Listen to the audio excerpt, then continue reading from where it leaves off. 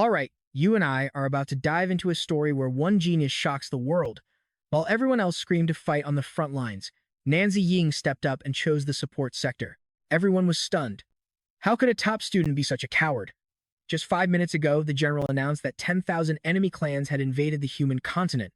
With cemeteries overflowing, the general held a solemn ceremony to honor the fallen, declaring them the true heroes who fought for their nation, their brothers, sisters, and sons. He asked if they would let that sacrifice be in vain. Swept up in emotion, 99% of them enlisted right there. Only one person refused to fight. It was so shocking that the newspapers immediately blasted the story of this young coward. Reading the brutal insults online, Nanzi Ying just smiled. He was the only one who knew the truth. In his past life, he fought bravely, survived, and joined the high command.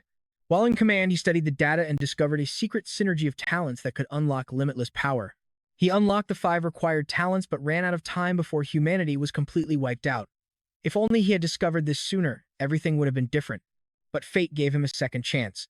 Reborn 10 years before the end of the world, his 5 legendary talents lay dormant inside him.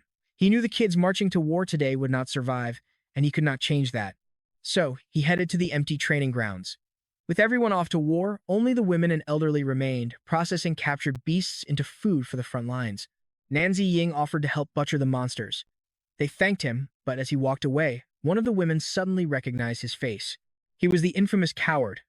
Unaware of the gossip, a young girl led Nanzi Ying to the monster, holding pens. He had a plan.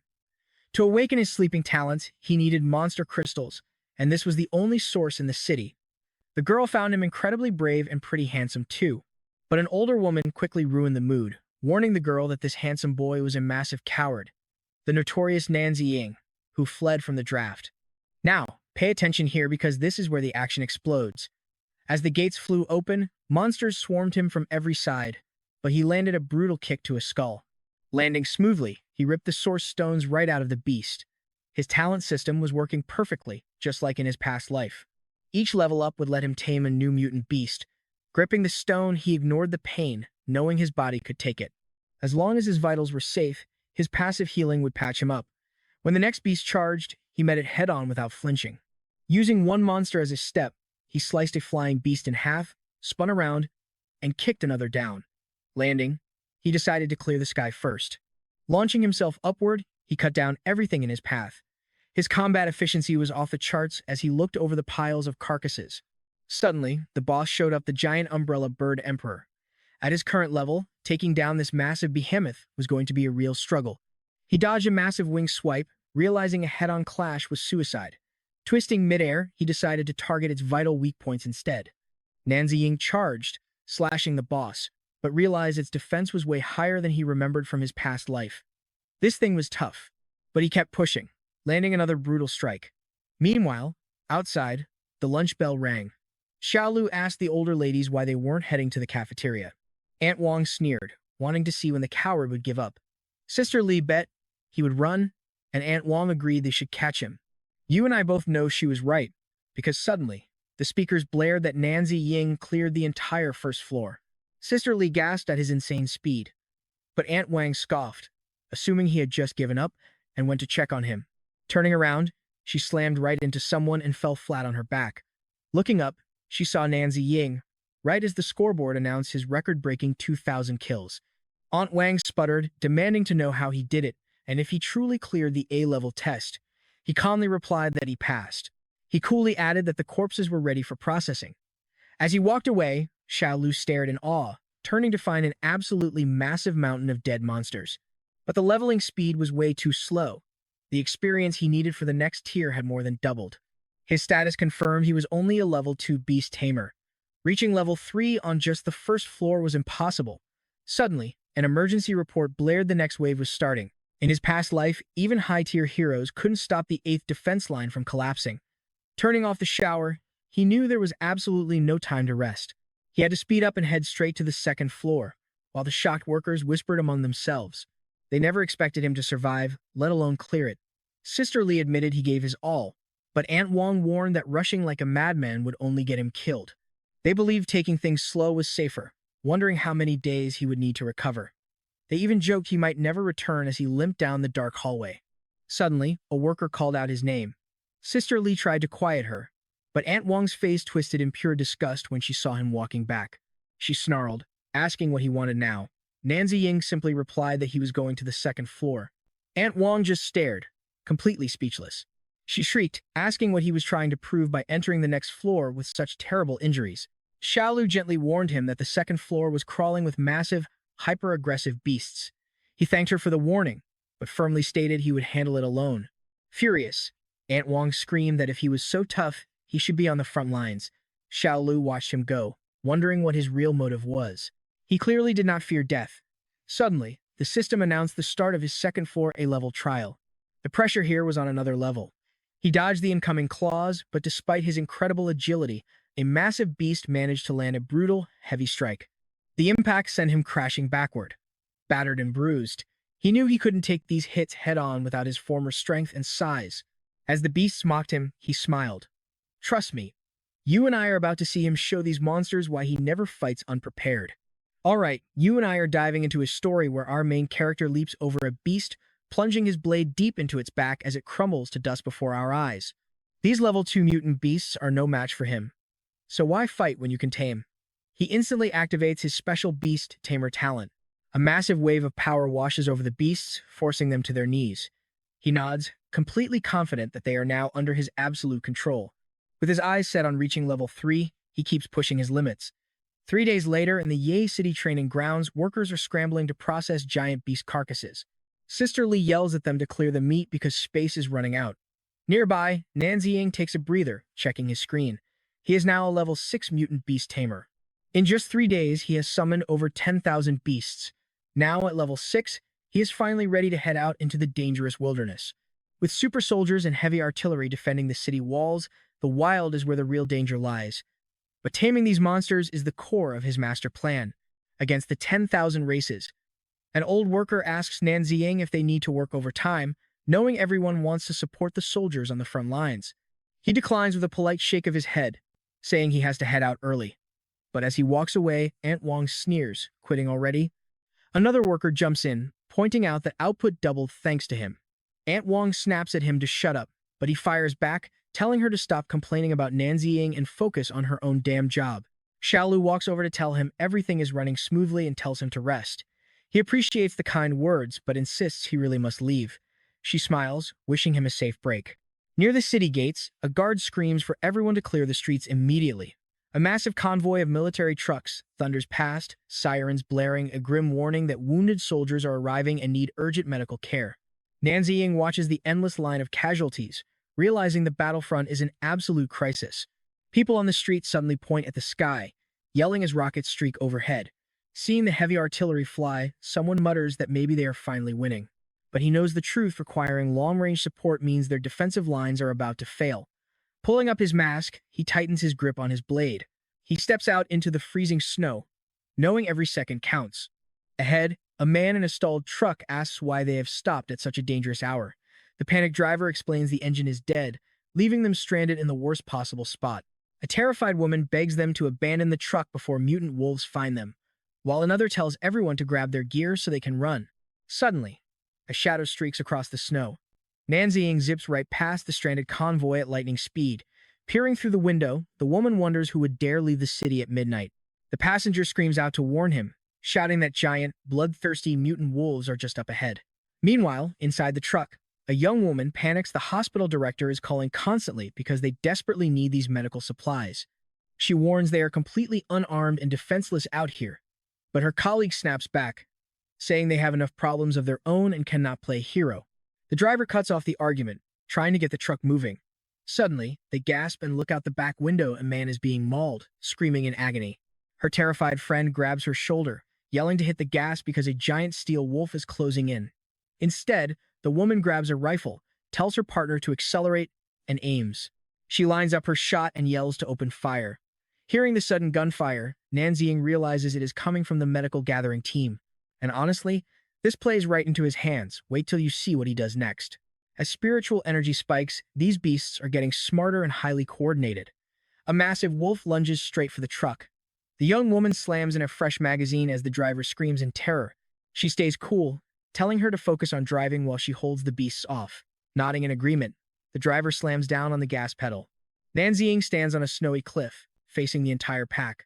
Looking up, he spots the massive Wolf King, wondering if the Alpha is orchestrating this whole raid. If he wipes out these wolves, the medical crew has a fighting chance to escape. Suddenly, the giant Alpha lunges at him. With the boss on the field, he smiles. The real fight begins right now. Standing amidst the piles of defeated beasts, he takes a deep breath. He activates his Beast Tamer talent, sending a shockwave of energy outward to dominate the survivors. Blinding energy erupts around him, answered by a deafening roar from the Wolf King. Their massive powers clash on the snowy field as Nanziying begins conquering the pack one by one. His strategy? Conquer the Alpha to rule the whole pack. You and I know how insane this is, but he stands there, asserting absolute terrifying authority over them. The explosive power slams into the earth, sending beasts flying.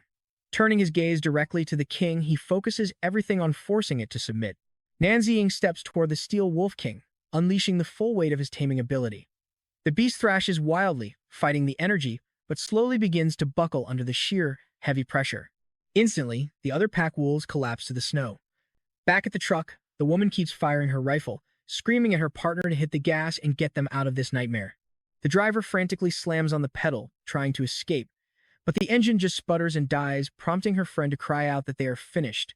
Two wolves leap at the truck, shattering the windshield in an explosion of glass. In a split second, one of the beasts lunges straight through the broken window. But suddenly, the aggression stops, and the pack silently circles the vehicle. The women look on in absolute confusion, noticing the terrifying monsters now look almost docile. One of the wolves stares at them with a weirdly calm expression. Then, the entire pack turns around and runs off. Up on the cliff, Nanziying stands right beside the giant Wolf King, watching them go. Peering from the truck, the blonde woman realizes the beasts have actually been tamed. Stunned, she wonders what kind of high-level tamer could pull off such an impossible feat. Meanwhile, our hero checks his status. Level 7, Beast Tamer. Deciding to save his precious source stones for later, he mounts the Wolf King and orders the entire pack to disperse until he calls again. He strictly commands the giant beast that humans are off-limits. Looking out at the vast horizon, Nanziying knows he must tame every creature in the surrounding dead zones. To make his master plan work, he needs to build an army of over 10 million mutant beasts. Plus, keeping the paths safe for the herb gatherers is a top priority. But then an emergency summon from the factory ruins the moment. Let's see what the hell happened. At the Ye City headquarters, a booming voice calls everyone present in utter disappointment. They had hoped the trainees' fast progress would help lift the crushing pressure off the front lines. Instead, an official flanked by heavily armed guards sneers, mocking them for still struggling against basic, low-level mutant beasts. All right, you and I are about to witness the moment a corrupt military official tries to push Ye City over the edge. The mayor begs for time to adapt to these high-level beasts, but this snob couldn't care less. Instead, he demands to know if they even understand the crisis. The frontline soldiers are literally starving to death on the battlefield. He screams that the mutant beast supplies are dry, demanding they hunt higher-level threats immediately to feed the army. Desperate to keep the peace, the mayor yields, promising to deploy more hunters from Ye City to get the job done. But he gets cut off immediately. The official scoffs, claiming he's watched them all day and concluded they're completely useless, actively sabotaging the war effort with their pathetic delays. He complains that this city is dragging everyone down, even bringing up how the very first deserter came from here. Ultimately, he sneers that they are completely irresponsible, unable to handle any real duty when the pressure is on. That does it. An elderly woman explodes with rage, shouting that her husband and 3 sons died fighting on the front lines. How dare he call them cowards? Auntie Wong steps up too, yelling that they work non-stop shifts just to keep up, but he is trashing their desperate sacrifices. The official just laughs in her face. As his guards step forward, he asks if they really dare threaten a government official. Auntie Wang doesn't back down, demanding to know what he'll do. But before things get worse, crack, a fist smashes a guard's face, sending his glasses flying. Nanziying steps into the light, holding the dazed guard, calmly asking the official to keep things peaceful. Instantly, the relieved workers cheer for Comrade Zhaoen. The mayor stands there in absolute shock, wondering how on earth this kid just effortlessly neutralized a level 5 ability user. The furious official spins around, aiming his weapon right at Nanziying, shouting that Ye City is starting a rebellion. But Nanziying just stares back, realizing he actually knows this absolute scumbag. Now pay attention, because we are about to uncover one of the biggest traitors in our main character's past. Meet Lin Yukai, the corrupt leech of the supply line, who trafficked military resources in Nanziying's previous life. It all makes sense now. Knowing this guy's greedy nature, Nanzi Ying decides to handle him, but not before squeezing him dry of every resource he has. There are no rebels here, Nanzi Ying says, stepping forward. Why point a gun at citizens who have sacrificed everything? A worker shouts in agreement, asking what more they could possibly give. The official quickly realizes things are getting out of hand. He glares at Nanzi Ying, trying to figure out why this guy looks so familiar, and suddenly, it clicks. He recognizes him as Ye City's notorious deserter, accusing him of hiding out and attacking a soldier. Nanzi Ying just shrugs it off like it's nothing, but he issues a cold warning. If I die, your supply speed will slow to a crawl. The mayor and the official gasp in utter shock, realizing this kid is actually the legendary slaughterhouse ace. Nanzi Ying explains that high-level beasts mess with the human mind, which is why the official came here in the first place. But he refuses to help, knowing the guy wants him dead. That realization hits the official hard. Suddenly, he realizes this deserter knows way too much about mutant beasts, completely turning the tables on him. Looking at the crowd's reaction, Nanzi Ying's words clearly aren't a bluff. The mayor decides to watch closely, while the official realizes that if this kid is willing to take on the suicide mission, it suits him perfectly. He demands a military oath, promising to send 5,000 level 4 beasts tomorrow. He knows these monsters are insanely strong, boasting rock-solid defense and devastating mental attacks. For Nanzi Ying, these beasts are the perfect fuel to upgrade his Asura talent. While the corrupt official only cares about cash, our hero's grand strategy is clear. And yeah, I know what you are thinking. This guy's walking right into a trap, right? Well, think again. The very next day, 5,000 level 4 beasts arrive, and the real show begins.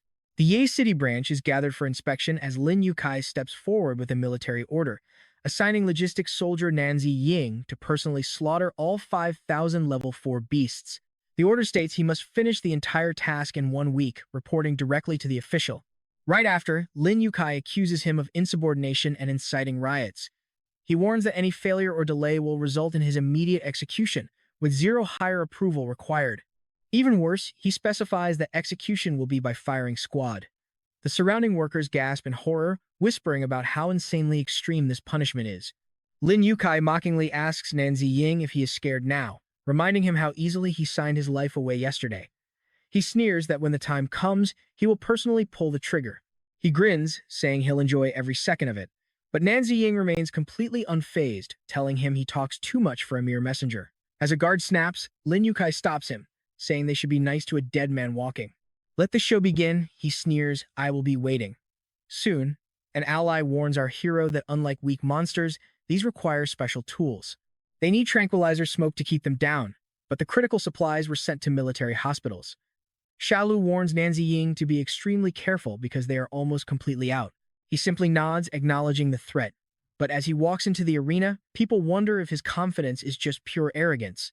Since these beasts launch heavy mental attacks, they wonder if he is secretly a psychic. The bodyguard reports that the boy's psychic tests were totally normal, but the official just laughs, eager to watch him lose his mind. He scoffs contemptuously, saying it is a shame the kid will go insane before he can even feel the fear of death. He then calls his boss petty, muttering that trusting a deserter was a waste, but once the boy dies, all the loot is his. But his bodyguard quickly reminds him he is only there to supervise, warning him to report things accurately to their superiors. He promises that every single detail will be sent straight back. Meanwhile, Nanzi Ying notices that even chained down, these high-level beasts put up an intense mental fight. He looks around, surprisingly admitting that this setup is actually pretty good. A twisted illusion appears, prompting him to admire the beast's power to conjure such realistic hallucinations. As the fake figure steps forward, a terrifying skeleton drops from the ceiling to strike him down. The attack shatters against the ground, and Nanzi Ying immediately retaliates, cold and swift, mocking the creature for trying to trick him with a cheap illusion. He boasts that as long as they can't break his mind, they are just sitting ducks. He admits he needs way more energy to fuel his ultimate talent, screaming for the monsters to bring out their real power. The pressure intensifies as dark shadows wrap around his feet. A sinister voice whispers in his head, telling him he is exhausted and should just give up fighting. It forces him to remember his past pain and the family he lost, making him scream for his father. The voices mock him, asking if protecting worthless humans is really worth the struggle, urging him to surrender. The entity speaks in a seductive voice, inviting him to just rest forever. But Nanzi Ying stands firm, shouting that his vengeance is far from over, and humanity's fate belongs to humans alone.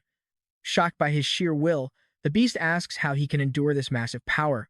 So, what do you and I take from this? Nanzi Ying is turning their nightmare into his personal playground, and he's about to make everyone who crossed him pay. Alright, you and I are jumping into a crazy world where energy becomes pure power. Our hero activates his Asura talent, while elsewhere, a furious boss rants on the phone over a late delivery.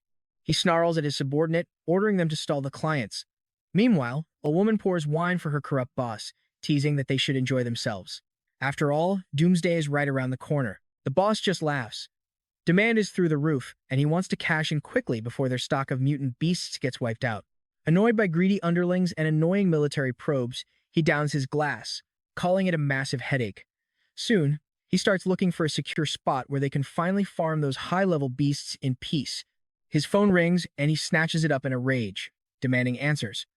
On the other end, an agent starts reporting on a critical military order down in Ye City. He mutters that those local fools are completely useless, demanding to know if that kid Nan is dead. But the subordinate drops a shocker: the job is already finished in just 4 days. The caller explains they were dealing with level 4 beasts way past what that weak city could handle. Shocked, the boss stammers, asking if they actually pulled it off. He is absolutely confirmed. 5,000 level 4 beasts, completely wiped out single-handedly by Nanzing. Hearing this, the boss lets out a wicked laugh, curious about the kid's state. He's told the kid is exhausted but totally fine. The boss orders them to keep a close eye on him, ready to strike if he tries anything other than hunting. Lin Yukai hangs up, absolutely stunned by the news. Inwardly, he's losing his mind. He thoroughly investigated Nanzing and knew for a fact the kid had 0 psychic abilities. How is this possible? Now pay attention, because look at this screen. Our boy's Asura level has surged to 5, unlocking a deadly new ability, the Alloy Evil Blade.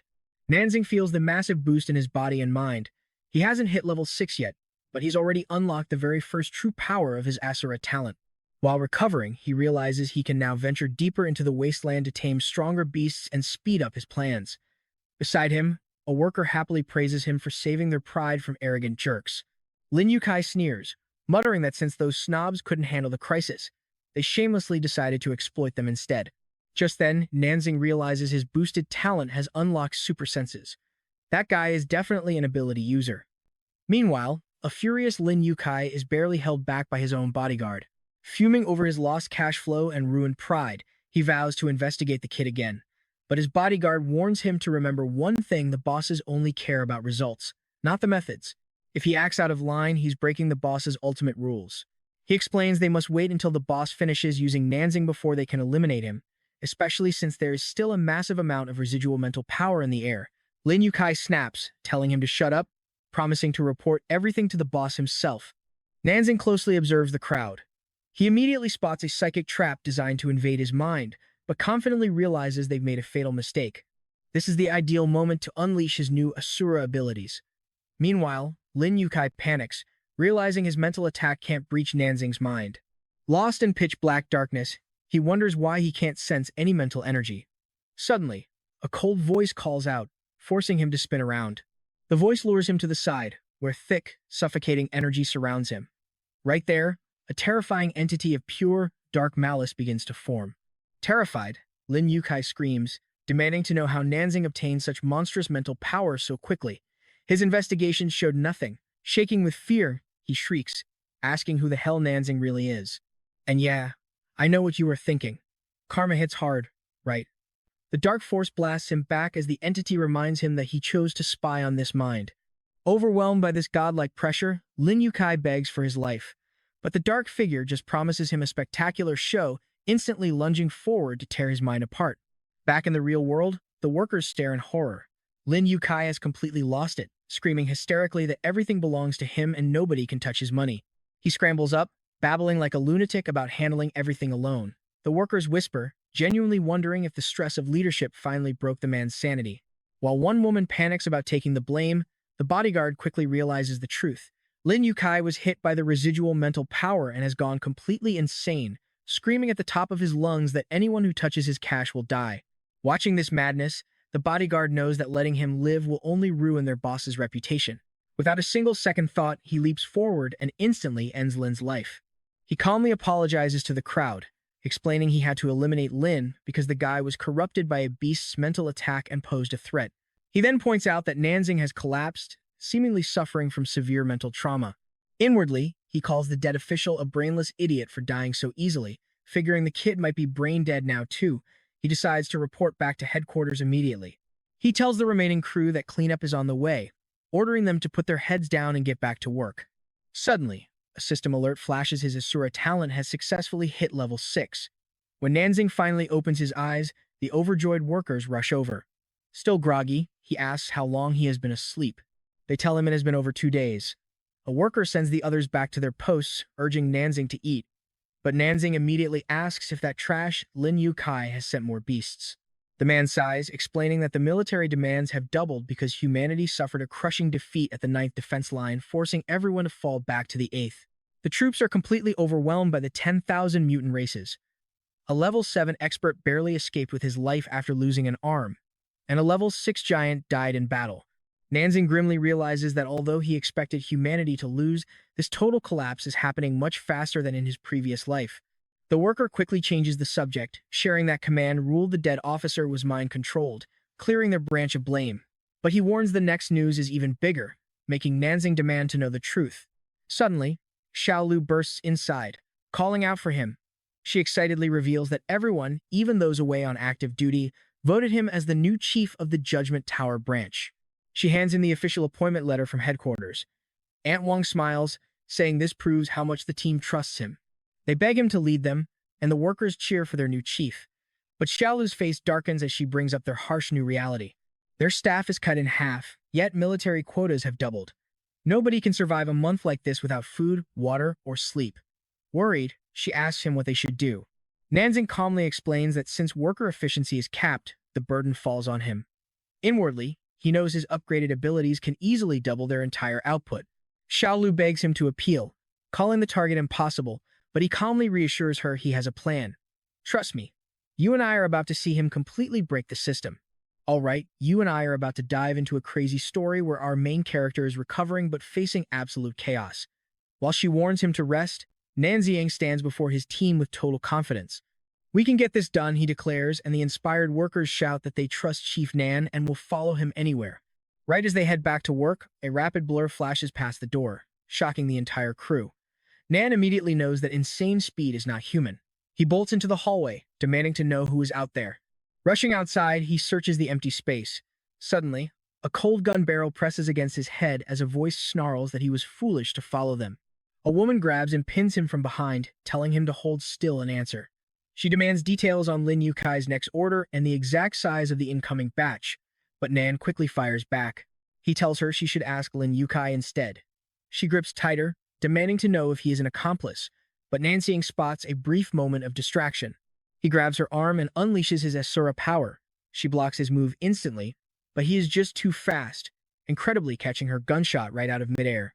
Who said I was working with that scoundrel? Nan snarls, telling her she has the wrong guy. She backs off, confused, asking why he is helping him then. Nan explains he only does the work assigned to Y City, noting the man is still their boss. Shocked by this, she decides to offer a truce, holding out her hand to team up. Introducing herself as Zhang Yuan from the 8th defense line, she expects a handshake. Nanzing takes her hand, but immediately shuts down her offer, making her question his morals. He fires back that while Lin Yukai definitely needs to be stopped, now is not the right time, and she is certainly not the partner he wants. Now pay attention to this next part, because Nanzing reveals how bad things could actually get. He explains that she hasn't thought about what happens if they try to eliminate Lin Yukai. She was only thinking of assassination or a leak. He presses her on how she plans to quiet all the witnesses, especially if they are outnumbered. On top of that, he warns her to think about the brutal consequences she would face if this desperate hit job actually ended up failing. Nanzing explains that massive investigations would ruin them. Following their heavy losses, any sign of internal fighting would look like treason, sparking a complete collapse of their entire defense. This would throw the rear guard into absolute chaos. Dumbfounded, Zhang Yuan asks what they should do instead, and he calmly tells her he will handle it himself. She protests, questioning how he could possibly pull this off alone. Reminding him he is just a defector, she warns that even she cannot control those absolute monsters. He calmly points out they just clashed moments ago, asking what she thinks her actual chances of beating him in a real fight are. Remembering his insane speed, she realizes he has grown far stronger in just 1 week. She deduces he stayed in logistics purely to farm the incoming mutant beasts for ultimate power. Nanzing tells her he has shared enough, advising her to stay calm and use her brain instead of making reckless moves. He promises to personally crush that snake, Lin Yukai. Zhang Yuan reluctantly agrees to trust him, but warns that failure is absolutely not an option. He seals the deal, noting that once Lin Yukai is out of the picture, he will need her help to secure more mutant beasts. You and I both know he is incredibly strong, so why does he need more beasts? She even asks him straight up if he is secretly plotting something against all of humanity. Laughing it off, he tells her she is overthinking. He is definitely on humanity's side to wipe out the 10,000 races, but he just needs more power first. Saying his goodbyes, Nanzing vanishes into the shadows. Watching him leave, she realizes that despite how terrifying he is, she has no choice but to trust him. Days later, an announcement confirms that Chief Nan finished the last mission flawlessly, meaning the next major task will once again be assigned to Wise City. Xiaolu nervously points out that someone got seriously hurt last time, but Nanzing calmly reassures her that she is more than ready for this. An official notes how direct Chief Nan always is as he signs the paperwork without a second thought. He praises Nan's loyalty, glad to work with someone who refuses bribes unlike the usual greedy troublemakers who just cause massive headaches. With wartime demand doubling military supply orders, he is absolutely thrilled at the chance to make a massive fortune. He promises that if Nan does well, Lin Yukai himself will award them medals. Hearing that name, Nanzing sharply orders his crew back to their stations to start working. As workers haul the heavy crates, orders echo to send one batch to the first floor and direct the terrifying level 5 beast to the second. The official compliments Y City's incredible efficiency and bids them farewell, promising to leave them to their work without any more interruptions. Nan watches him leave, his eyes locked on his massive stock of beasts. Ready to use them as fuel to upgrade his skills, he draws his evil alloy blade. Activating its power, he charges straight into the swarm, slicing down dozens of beasts with a single devastating sweep. On March 20th, Eagle Land's 8th defense line collapsed, claiming 800,000 soldiers and 50,000 espers. Amidst this, Nan activates his Alloy Fury Blade in Asura Berserker mode to tear through a monster. Just 2 days later, the North Glacier's 8th defense line collapses. 10,000 races swarm in, slaughtering 600,000 more soldiers. But Nan fights on, unleashing his Alloy Dragon Blade to face down a colossal beast. On March 24th, the South Glacier is invaded by the Steel Slaughter race, wiping out 500,000 soldiers in just a single hour. Against this tide, he strikes back with his Alloy Demonic Blade. By March 26th, the defense lines of France and Kawasaki crumble in under 30 minutes. Deciding that enough is enough, he rises above the massive horde, unleashing his peak Asura powers with pure, unbridled rage. Activating Hell on Earth mode, he raises his blade and slams it down, unleashing a colossal explosion that obliterates his foes. Standing atop a pile of crushed monsters, he smiles, realizing his max-level power is on a completely different scale now. Exhausted, he deactivates Asura mode and collapses onto the beast's giant carcass as another grim news report flashes across the screen. With recruitment dropping to 16, the world is collapsing way too fast, leaving Aunt Wang shocked at how fast he finished. And that is where you and I will leave things today. Let's dive into the story of an unstoppable beast tamer. An official approaches him, amazed by his sheer efficiency, and asks what position he wants. Nanzing simply points at a commander and says, "I want him." The official blinks, totally bewildered, before trying to clear things up. He tells him to head into the northern jungle tonight and capture a pack of deadly steel wolves to get the job done. The man chuckles, praising Chief Nan's insane confidence and guts. Nanzing just nods coldly, saying he will let Commander Lin handle the grunt work. The official tries to play nice, but Nanzing's eyes burn with pure menace. He warns the man that any tricks will get him killed, staring him down as a useless parasite who is completely beyond redemption. Standing alone in the falling snow, Nanzing reflects on his past life. He knows the 10,000 races will start launching assassinations soon, meaning he has to play his cards carefully. He orders his pups to summon the nearby packs. Under the eerie glow of the full moon, hundreds of wild wolves answer the call, while his tamer system screen flickers to life. He notes grimly that upgrading his skills is getting insanely expensive. Meanwhile, 3 armored vehicles plow through the freezing, snowy wasteland.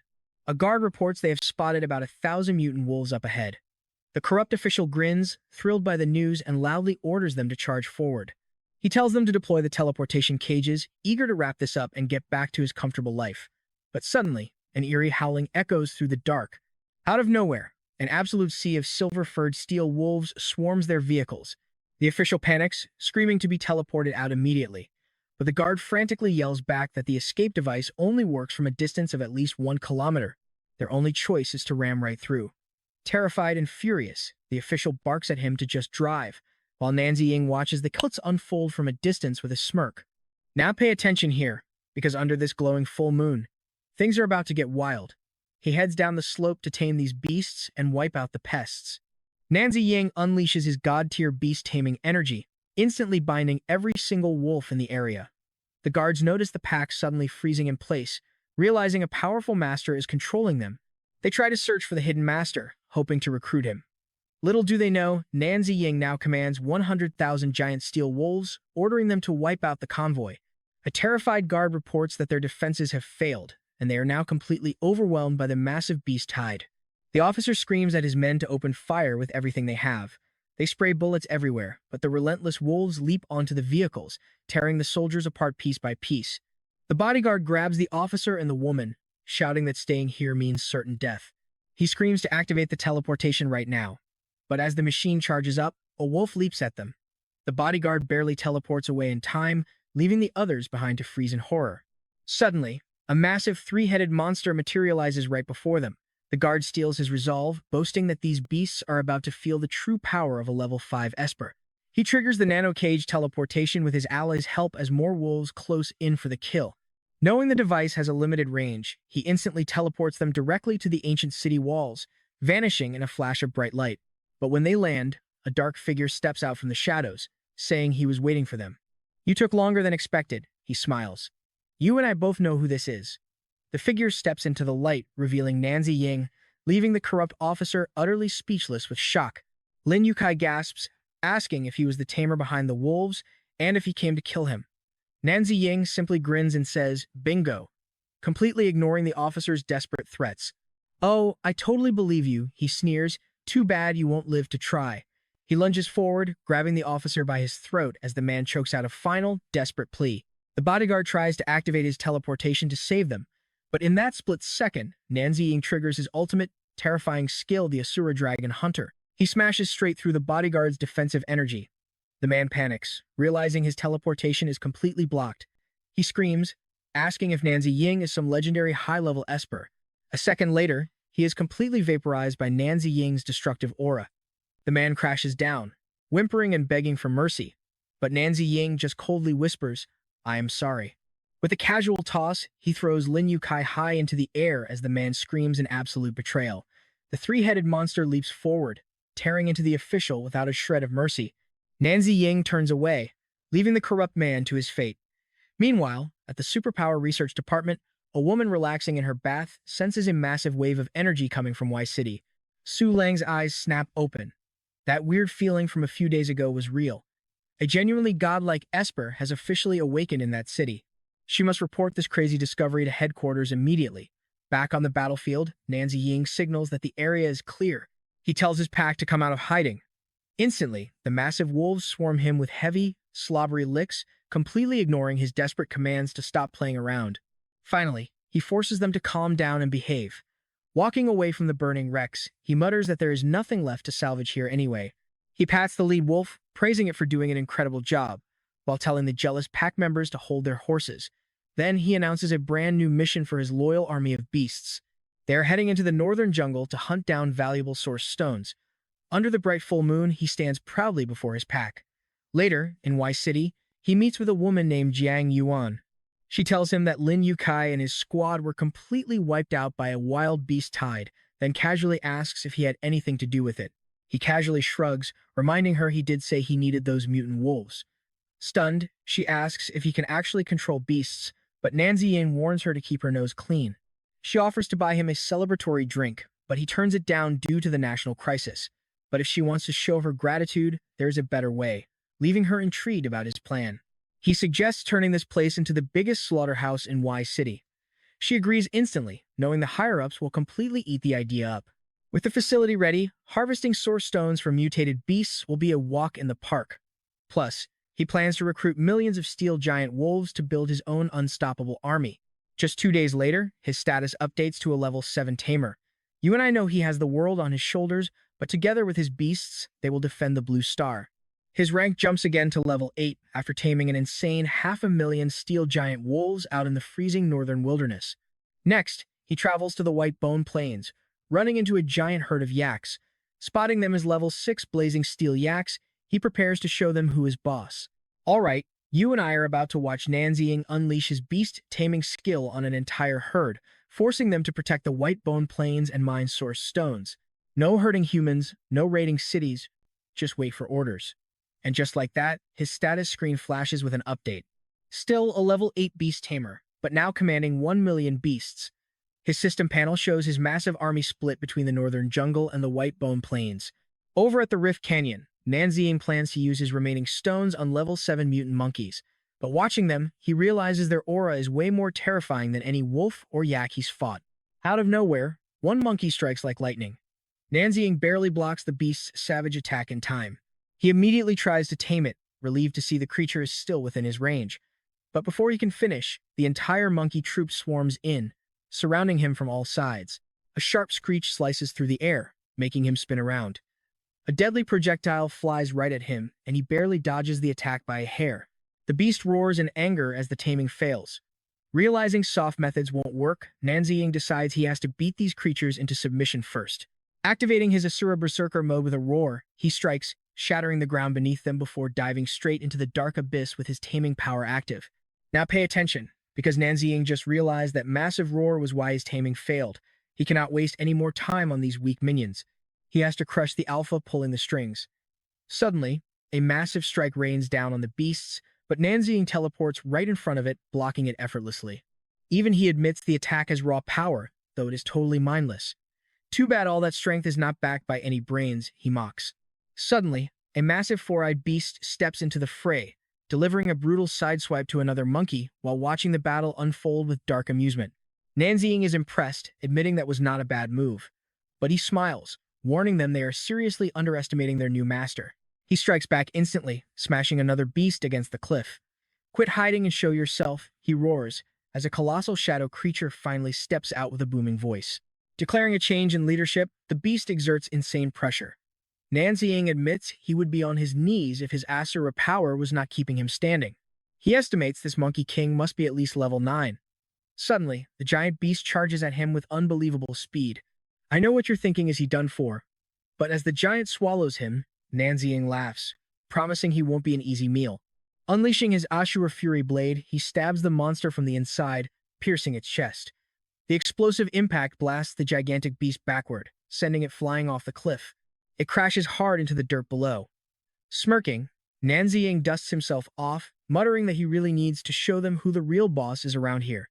He activates his Asura Hell on Earth mode, unleashing total devastation. Meanwhile, a sleepy girl complains to her older sister about being awake so late, asking if she's sure about what she felt past 3 in the morning.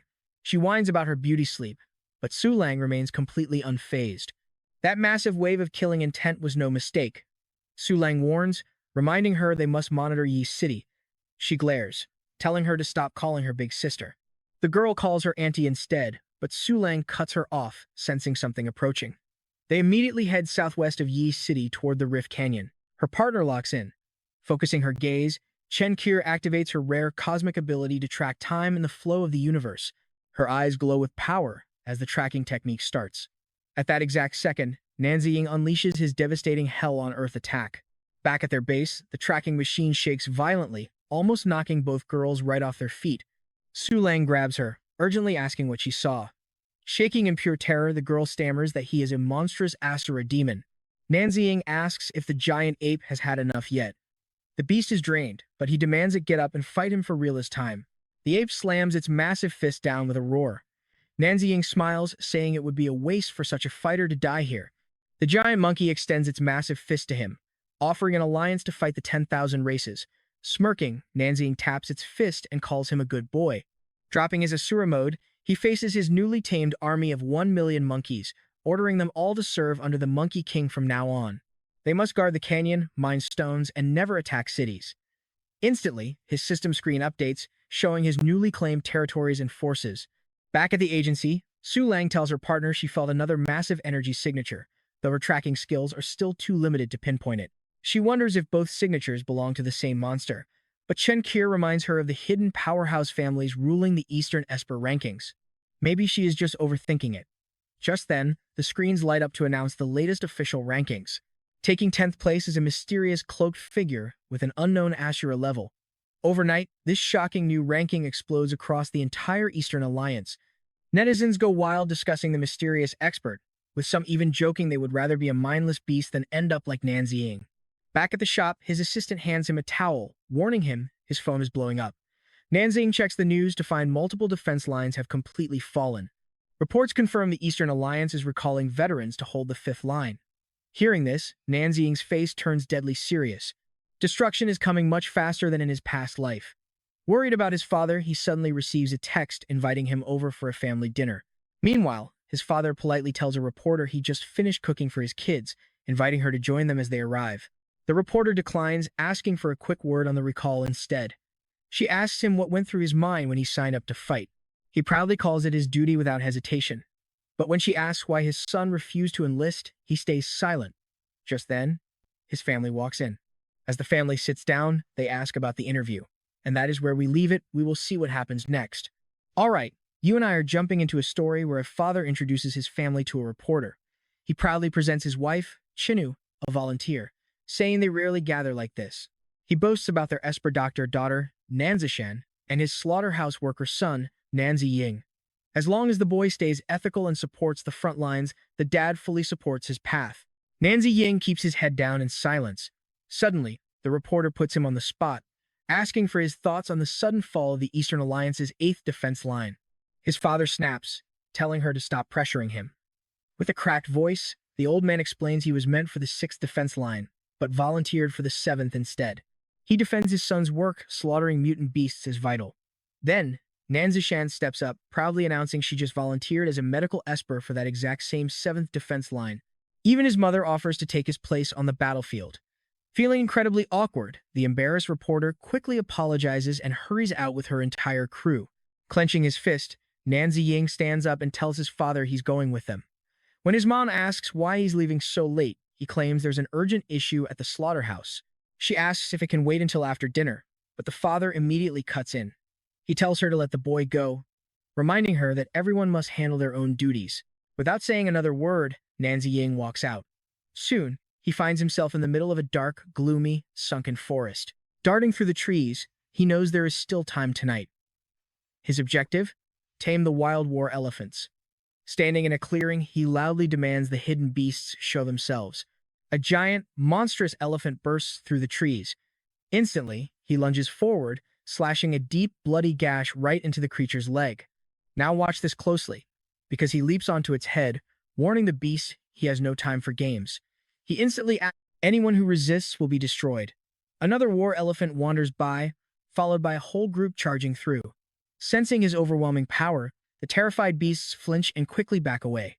Nanzi Ying commands the war elephants to guard this ancient sunken forest. On top of that, he orders them to collect source stones and wait for his next command. A status screen shows he has hit Beast Tamer level 8, with 3 million creatures under his control. Another screen displays his strategic troop deployments and formation master rank. Nanzi Ying notes that the formation tree is finally unlocked. To speed up his leveling, he decides to head back to the slaughterhouse and gather even more source stones. Back at Y City's slaughterhouse, he walks past piles of beast carcasses. Armed with enough source stones to level up, he decides to test his brand new sword chi formation. Caged monsters begin to thrash around. Closing his eyes, he calls upon the power of heaven and earth, summoning 1,000 glowing energy blades that spin rapidly around him. Next, he triggers the sword chi formation. An intense whirlwind of energy erupts, but Nanzi Ying immediately realizes a single level 1 formation is still way too weak. So, he stacks 2 sword chi formations, summoning 2,000 blades. Realizing formations in every workshop mean the place will run itself, he moves to the next room and activates 2,000 bloodlust formations. An hour later, a system notification confirms his formation master rank has officially reached level 2. At dawn, Nanzi Ying watches the sky, knowing it is time to say goodbye and head to the front. Suddenly, Xiaoli arrives, greeting Auntie Wong and Auntie Zhang. Seeing the open door, they guess he returned right after eating.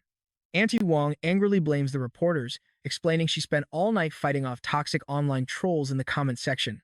Her phone shows an article about his father covered in nasty comments. Xiaoli gasps, saying they have crossed a major line, while the other colleague worries about their boss. Suddenly, Nanzi Ying appears, startling all of them. He calmly mentions he arrived right on time because he needs to hand over a few things to everyone. Xiaoli stares, asking if he is really going to do that.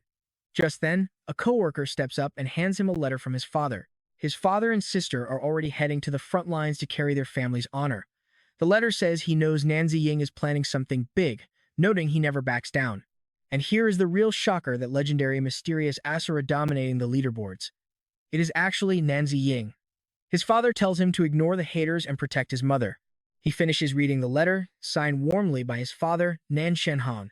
His co-workers immediately chime in, urging him not to push himself too hard. They insist his slaughterhouse work is vital for the war.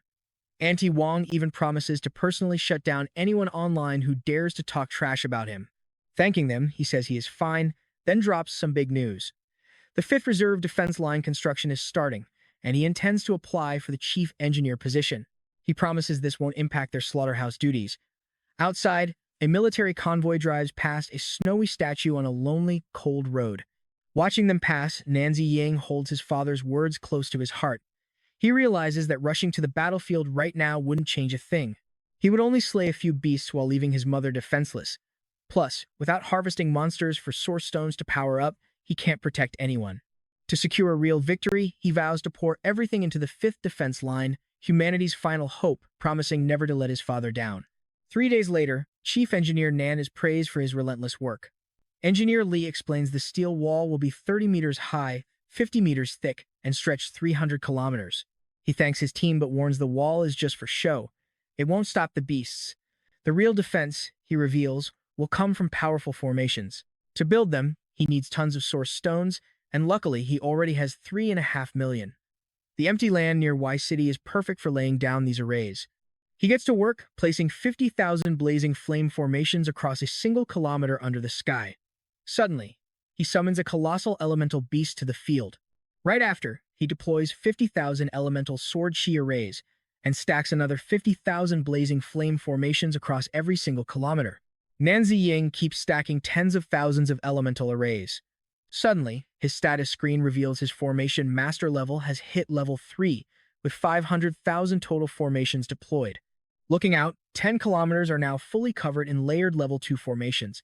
Seeing this, he decides to save his remaining stones for the 2nd defensive line. These formations will easily stall lower-tier beasts.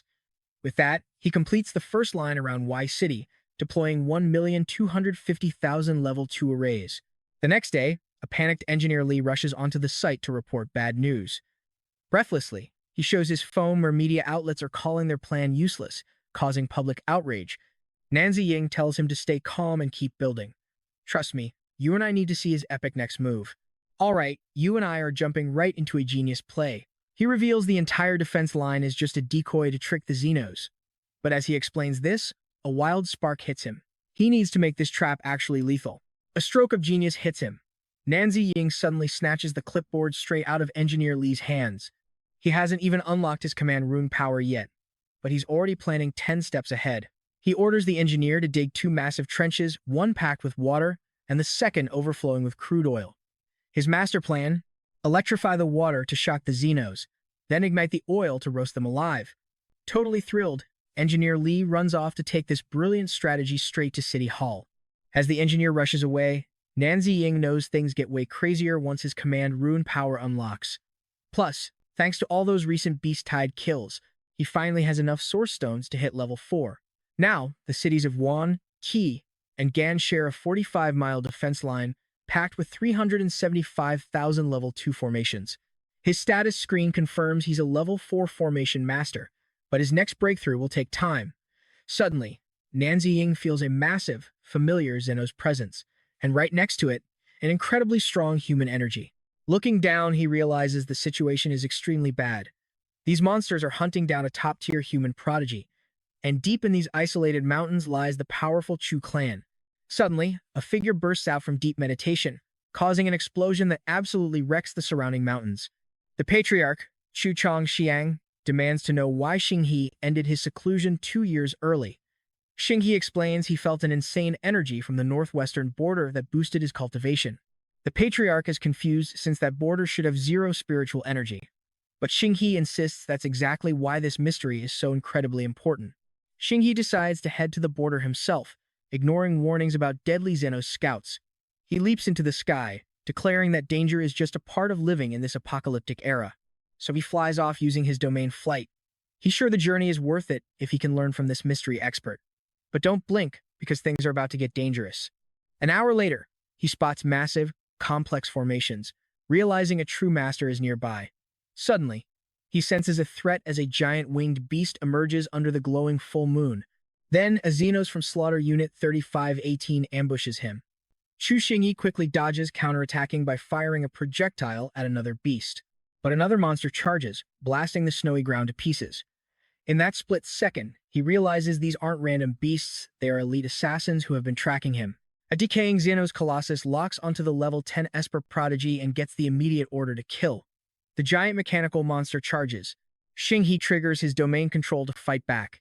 Utilizing his domain's sword technique, he unleashes a blazing azure spirit, vowing that any monster invading his land will face his wrath. Meanwhile, Nanzi Ying realizes how changing the timeline directly impacts these prodigies. In his past life, their combined strength kept the war going for another 8 years. Knowing the Xenos have sent elite assassins, he refuses to let these heroes die early. Xinghe's energy blades slash the mechanical beast, but the giant colossus easily blocks it. Fighting 2 elite monsters at once is draining his energy fast. Suddenly, both Xenos strike back together with devastating power. The massive collision blows all 3 of them back, tearing up the mountains. Xinghe crashes into the snow, barely managing to shield himself from the blast. I know what you're thinking, is this really the end for him in this desolate place? He refuses to accept that, swearing to take down at least one beast with him. A sudden voice shouts a warning just as the Xenos lunges in for the kill. A huge explosion rips through the mountain, and out of the smoke, Nanzi Ying appears to save Xinghe. Recognizing him as the legend he sensed earlier, Nanzi Ying asks if he can still fight. Despite his wounds, Xinghe says yes. Nanzi Ying quickly lays out the plan. Xinghe takes the Iron Slayer, while he fights the Colossus. Agreeing instantly, they both charge into battle together. The Colossus registers an unknown power level and targets Nanzi Ying for immediate death. But Nanzi Ying just smiles, calling this the perfect chance to test his formations. He unleashes his level 3 Earth Spike formation, trapping the giant beast. But he quickly realizes that a single formation of this level won't hold it back. So he goes totally wild, stacking 50,000 Earth Spike formations with 50,000 freezing formations. Massive ice spikes explode from the frozen ground, trapping the Iron Slayer instantly. A giant glacier rises up, completely freezing the area, while Xinghe launches himself straight at the decaying Colossus. Stunned by this incredible level of power, Xinghe wonders who this mysterious guy really is and what his true goals are. Looking at the frozen beast, he confidently declares they've won. But Nanzi Ying immediately warns him to keep his guard up. Sure enough, the frozen beast violently breaks free and lunges straight for Xinghe. Without pausing, Nanzi Ying activates his devastating Asura form. The ultimate berserker technique rips through the monster's body, tearing it completely apart. His ally watches in absolute disbelief, wondering if this kid is the legendary rank 10 Esper Asura. Nanzi Ying stands over the dead beast, turning to apologize for the delay. He walks over, telling Xinghe to stay still, and touches his forehead. A 10-fold amplification formation appears, flooding the injured warrior with massive power. While Xinghe lies on the ground, Nanzi Ying tells him to keep fighting. But a system warning flashes exceeding 10 amplifications will literally kill the human host. Moments later, Xinghe collapses and Nanzi Ying stops the power boost. The Colossus is still moving, making it way too dangerous to keep going like this. With no other choice, he looks up, shocked by what's in the sky. Xinghe triggers his domain, using his sword energy to bind the beast. But suddenly, another monster shatters its icy prison, leaping into the air right above Nanzi Ying. Nanzi Ying quickly prepares a level 4 lightning barrage, overloading it 50,000-fold. He fires, commanding the strike to obliterate the beast. The massive blast obliterates the monster, showing off Nanzi Ying's godlike combat power. Xinghe kneels in deep gratitude, but Nanzi Ying simply tells him to stand up. Xinghe asks if the legendary Asura is planning something massive. Nanzi Ying simply replies that the time isn't right just yet. Xinghe realizes that by placing these formations here, Nanzi Ying wants to turn this zone into the ultimate battlefield against the Xenos. He then asks if Nanzi Ying's last name starts with N. The elite Asura class stands for pure carnage, and the hero in the news is famous for creating an absolute slaughterhouse. He notes these formations are right by the 5th defense line, keeping quiet to avoid ears.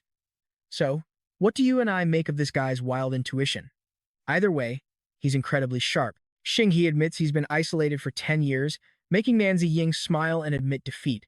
Xinghe then offers to lead his clan to the 7th line of defense, buying critical time for the master plan. Let's dive into this wild story as Nanzing marvels at true geniuses, thanking Xinghe but warning him the front lines are pure hell. He makes him promise to survive. Cheshing cuts him off, promising he knows the drill and will protect everyone on the 7th line of defense. Thinking of his father and little sister, Nanzing asks to visit the clan to gift them his insane amplification formation. On the way, Xinghe mentions his own little sister has some seriously useful teleportation powers. Suddenly, news reports explode. Xinghe, the Chu clan prodigy, and a mysterious formation master are absolutely skyrocketing up the Esper rankings. On the streets, everyone is gossiping about these young geniuses, flying straight into the war zone way ahead of the veterans. Xing then leaves his little sister, Chu Tian, in Nanzing's care. Looking at how tiny she is, Nanzing wonders if he just got demoted to babysitter. Meanwhile, onlookers sneer, calling him a loser playing with kids while the real geniuses fight on the battlefield. Chuan shatters her lollipop with raw power. Suddenly, a heavy manhole cover is violently blasted straight into the sky right in front of them. People scream that 2 girls just plunged into the sewer, and Nanzing instantly knows who did it. Is this kid seriously the level 8 spatial user, Chu Tian, from the rankings? He grins at her, realizing that with her teleportation, he won't even need a disguise to use his forbidden necromancy. But he has to prepare himself. His 4th power necromancy just woke up, and it needs 1 million undead souls to level up. A woman is completely shocked when Nanzing demands to take over 20 whole cities along the 5th defense line. How on earth can one guy handle that insane workload and cover those massive distances? Nanzing tells her to relax and just get the paperwork approved, which she promises is easy. He thanks her, says goodbye, and heads off with a mountain of work to do. Watching him leave, she wonders why he is staying in the rear instead of heading to the front. But Nanzing has a plan, quickly calling Chuan to tag along with him. He praises her awesome skills as she stands proudly beside her massive summons. Nanzing declares that the invocation is starting, telling Chu Tian to teleport them straight to the Qin Emperor's tomb. Now, watch closely here. She teleports them instantly, but they pop up in a completely wrong, terrifying zone surrounded by vicious, hostile monsters. Nanzing instantly realizes they are in the wrong place. It turns out her amplified teleportation has a strict 100-kilometer limit, and they just hit the wall. Suddenly, a marker shows this dangerous path is now their only way to the mausoleum. Knowing they are in deep trouble, Nanzing tells Chuan to go hide somewhere safe. She vanishes instantly, making Nanzing chuckle that she's way smarter than her brother. Then, it is go time, and Nanzing activates his terrifying necromancy skill. He orders the ancient soul of the great Qin dynasty to wake up. Massive spiritual energy erupts from the earth, and a colossal ghostly figure looms over them. Its voice booms, demanding to know who dared wake him. Staring at this massive presence, Nanzing tries to negotiate, asking the emperor to lend him his legendary army. But the giant just laughs him off as a brat. The emperor mocks him, asking if Nanzing really thinks these legendary, god-tier soldiers just take orders from any random kid. To get them, he has to prove his worth. Without hesitation, Nanzing accepts and unleashes his terrifying Asura mode. The emperor sneers, boasting that he unified 6 whole realms back in his day. The 2 powerhouses clash in a massive collision, as Nanzing declares that true worth is only forged in the heat of battle. The emperor calls him a cocky fool. In response, Nanzing unleashes his devastating Asura technique, Dragon Hunter.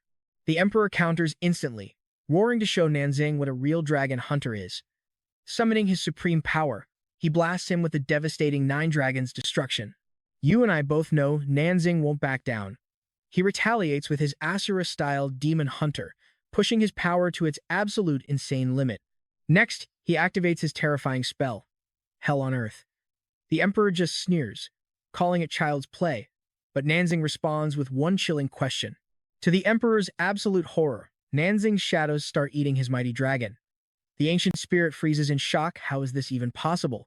Nanzing actually kneels, politely asking his majesty for forgiveness, but in a flash he lunges forward and lands a brutal, decisive blow. The emperor roars to stop, warning he will bring the entire tomb crashing down on them. Nanzing pulls his weapon back, bowing respectfully to thank His Majesty. Admitting defeat, the ancient spirit sighs that he has been asleep for way too long. But before handing over his legendary army, he demands to hear the whole story. The Emperor hands over the legendary tiger talisman, binding Nanzing to protect his descendants. Holding the artifact tight, Nanzing summons the ancient warriors of Qin. As he calls them to defend their home, colossal energy erupts as a massive army materializes. The system flashes 100 million soldiers summoned. Right then, his elemental forbidden spell tree unlocks, giving Nanzing devastating magic that scales with every level. But the Emperor warns him alien assassins are hunting two prodigies in opposite directions. Nanzing knows he cannot save both alone. Seeing his struggle, the Emperor summons Generals Wang Jian and Meng Tian. Nanzing tells the Emperor to strike east while he takes the west, calling out for Chuan to rush to his side. Meanwhile, elsewhere, Puppet Master Su Chang is completely surrounded by nasty monsters, cursing his terrible luck as a sudden surge of power erupts nearby. He casts his 100 Phantom skill, ordering the beasts to die, but gets wounded. Realizing it's not enough, Su Chang snares a beast with his threads. He tells his puppet not to worry, thinking the beast is friendly, but the alien attacks instantly, brutally proving there's zero mercy even among their own kind. Faced with their cruelty, he orders his puppet to fight back. But the relentless alien onslaught keeps battering both Su Chang and his puppet. Another beast charges. He barely dodges as a winged alien joins the fray. Snarling that they're just rabid dogs, Su Chang defends himself, deciding that if he dies, he's taking these alien bastards with him. Suddenly, a strange light glows in his chest. Just then, Emperor Qin Shi Huang materializes to help on behalf of Nanzing, and Su Chang recognizes him instantly. The Emperor tells him to wrap this fight up fast. Su Chang thanks him, though he is completely bewildered by what's happening. Turning to the alien invaders, the Emperor roars that there will be no mercy for threatening his descendants. His spirit army charges, absolutely tearing through the alien horde. Out in the west, a brother begs his sister to run, but she refuses as a massive horde closes in. Trust me, you and I need to see how they survive this. Alright, let's jump straight into Qining's desperate move, summoning a giant lonewood behemoth to block their path. He screams for his sister to run while she still can, but a vile monster smashes right through his summoned beast. Qin quickly binds the enemy with a tangle of vines, only to get blindsided from behind. As the Xenos beast prepares to charge his sister, he lets out a primal roar, screaming, "How dare you touch my little sister!" Furious, he unleashes a choking grip, slamming the monster with pure rage. Suddenly, his sister warns him of danger from above. As a deadly attack falls, she leaps forward to shield her brother. Suddenly, Nanzing appears on the battlefield, ordering Chuan to teleport all the monsters 1 kilometer south. Instantly, everyone vanishes and reappears in the new zone, and Nanzing warns the siblings to stay completely quiet. He promises to amplify their powers tenfold, telling them to wipe out half the beast horde once the boost kicks in, while the other half will taste the devastating force of his own forbidden magic. Nanzing unleashes a forbidden lightning spell, overcharging it 100-fold. The massive strike vaporizes the monsters, and his system alerts him to his skill level up. Chinsui immediately scolds him, complaining that he should have saved half of the monsters for them. Nanzing sheepishly apologizes, admitting he got carried away and did not expect his spell to be that crazy. Qin points out a few survivors, and the brothers charge with a joint vine strike while Nanzing unleashes an infernal armlock. The vines tightly trap the remaining monsters. Now, pay close attention, because Nanzing decides he has seen enough of their skills, announcing that the rest is up to him. "The last enemy is mine," he says, preparing another forbidden spell. Charging this earth magic 50 times over, a colossal stone arm erupts directly from the ground. With a cold command to bury it, the ground rises and swallows the beast whole. As Chuan watches from afar, Qin turns to his sister, telling her he came up with a name for that cool move. He suggests flipping the heavens, but she prefers earth and chaos. They quickly realize their naming skills are not in sync at all. Right after, both siblings kneel down, thanking Nanzing on behalf of the Qin clan for saving them. Nanzing silently wonders if every ancient clan bows down like this. In unison, the siblings offer their very lives to their savior, swearing to obey any command. Nanzing then asks if they even know his identity, and they sheepishly admit they do not, apologizing for not asking sooner. He mutters that not every prodigy is as sharp as Chu Xinghe. Suddenly, the Emperor's voice echoes, noting how much their personalities match and suggesting they could have been great friends. Su Chang chats with the Emperor, asking if this masked hero is the one he mentioned, and the spirit confirms it. Su Chang expresses deep gratitude, feeling a massive debt to Nanzi. Nanziying makes two simple demands: take me to your clans and get ready for a group amplification boost. Su Cheng, along with the confused siblings, asks, amplification? What is that? Nanziying gives a hands-on demo, applying a tenfold amplification to Su Cheng. As Su Cheng staggers from the sudden power, Nanziying gets ready to reveal something else. Qin Yang asks what else their savior wants, but Nanziying hesitates, thinking about sending them to the front lines. He questions the ethics of sending people to war while he hides in safety. Ultimately, he just tells them to stay safe, making Su Cheng note that he has trouble speaking his mind. Why do you not ask for help? Su Cheng presses. Do you see us as a burden? You are trying to be a lone hero. Qin Su immediately scolds him for speaking to their savior like that, but Nanziying admits that he is right. He then orders them to lead their clans to the 7th defensive line, promising to reveal his true face once they meet him at the 5th. They accept his orders without a second thought. Nanziying then hands control of the 10 million Qin clan soldiers to the emperor, who understands perfectly. Nanziying bows deeply to everyone, but they urge him to stand. The emperor then declares that royal blood runs in his veins, and his spirit will live on. Meanwhile, urgent news reports flood in. While some prodigies lead their clans to safety, others are being ruthlessly hunted down. Across the regions, people are terrified to learn that humanity's only hope is being snuffed out. They are being killed off one by one. Nanziying realizes these talents are awakening way too early, and he knows he cannot guarantee survival for everyone. He decides he has to cut this threat off at the root, because trying to protect every single person would be like draining the ocean with a tiny bucket. Nanziying calls Chuan over, announcing they are heading north. There, he plans to awaken the 5 great prodigies to lure out every last Xeno's assassin. His ultimate goal is set. He intends to wipe them out in one fell swoop. Ordering Chuan to take them to the nearby Han tombs, he demands the great ancestors of the Han dynasty awaken to save the world once more.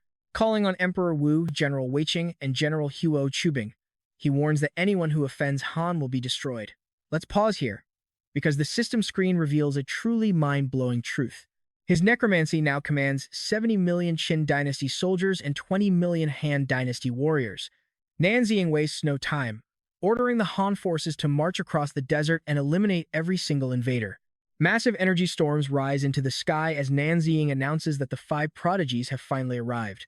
Without hesitating, he starts with Ashura, turning the Hell on Earth mode to the maximum level. Meanwhile, at the Paranormal Investigation Agency, warning alarms go crazy as they detect this mysterious presence.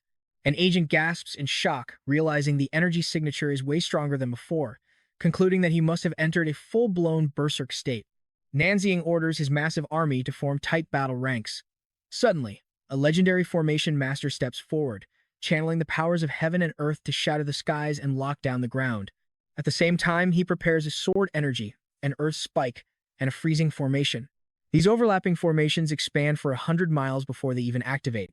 Back at the agency, analysts pick up another massive wave of energy coming from the exact same zone. She wonders if this is the work of the famous formation master from the ranking lists. Then, things get even crazier as Duan unleashes raw necromancy, summoning the mighty spirits of the Han dynasty. The ghost figures of Emperor Wu, Weiqing, and Ho Kubing appear, shouting orders to wipe out the invaders. One of the spiritual generals raises his sword, giving the final command to charge. Back at the monitoring center, an agent spins around in pure shock, demanding to know what is happening. Her colleague explains that alongside Ashura and the Formation Master, a necromancer has joined the battle. The energy signature is completely off the charts, shattering their 10-level scale.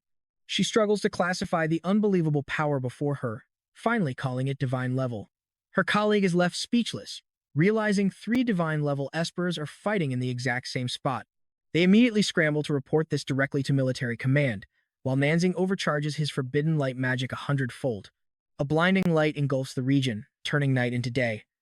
And as a local wonders if dawn is early, you and I are left waiting for the next epic battle. Alright, let's dive into this insane story. It starts at 10 at night, with the news absolutely blowing up. The world is in shock as 4 mysterious, god-tier geniuses suddenly gather in the desert, giving a terrified humanity a sudden spark of hope. Right on the front lines, a military helicopter crew gets hit with emergency orders to fly straight to the northwest desert border. The pilot warns the trip takes an hour, but his commander screams at him to fly faster. And right then, a 5th powerhouse unleashes their insane energy. A beast tamer summons an impossible army: 500,000 steel wolves, 500,000 flaming yaks, 1,000,000 monkeys, and 1,000,000 elephants. He orders them to form a massive, unstoppable wave. Word of this fifth god-level beast master spreads across the globe like absolute wildfire. Everyone is struggling to process this chaos. Over at a medicine factory, Shenlani shows the news to Susie Shan, who instantly remembers the mysterious man she saw commanding wolves in the desert. At the resource center, Zhang Yuan reads the frantic headlines and immediately connects it all to Nanziying. Suddenly, a blinding light shoots from the Lan clan estate over the sea. Honglin Chongdong emerges from the deep ocean, determined to hunt down and meet this powerful beast master. Over at the Zhu clan estate, Zhu Yuan recognizes this elemental power as a golden chance and heads to the northern desert. Instantly, elite warriors from the other top clans mobilize to follow him. Even the secret clans join this rush of prodigies.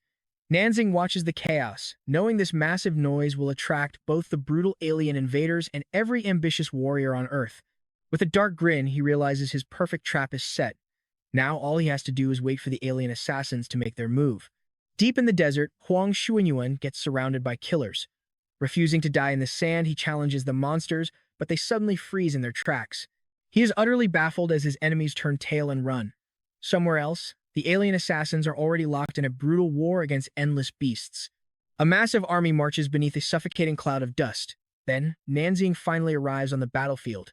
He declares the beast tide has come, commanding his undead and monsters to start the slaughter.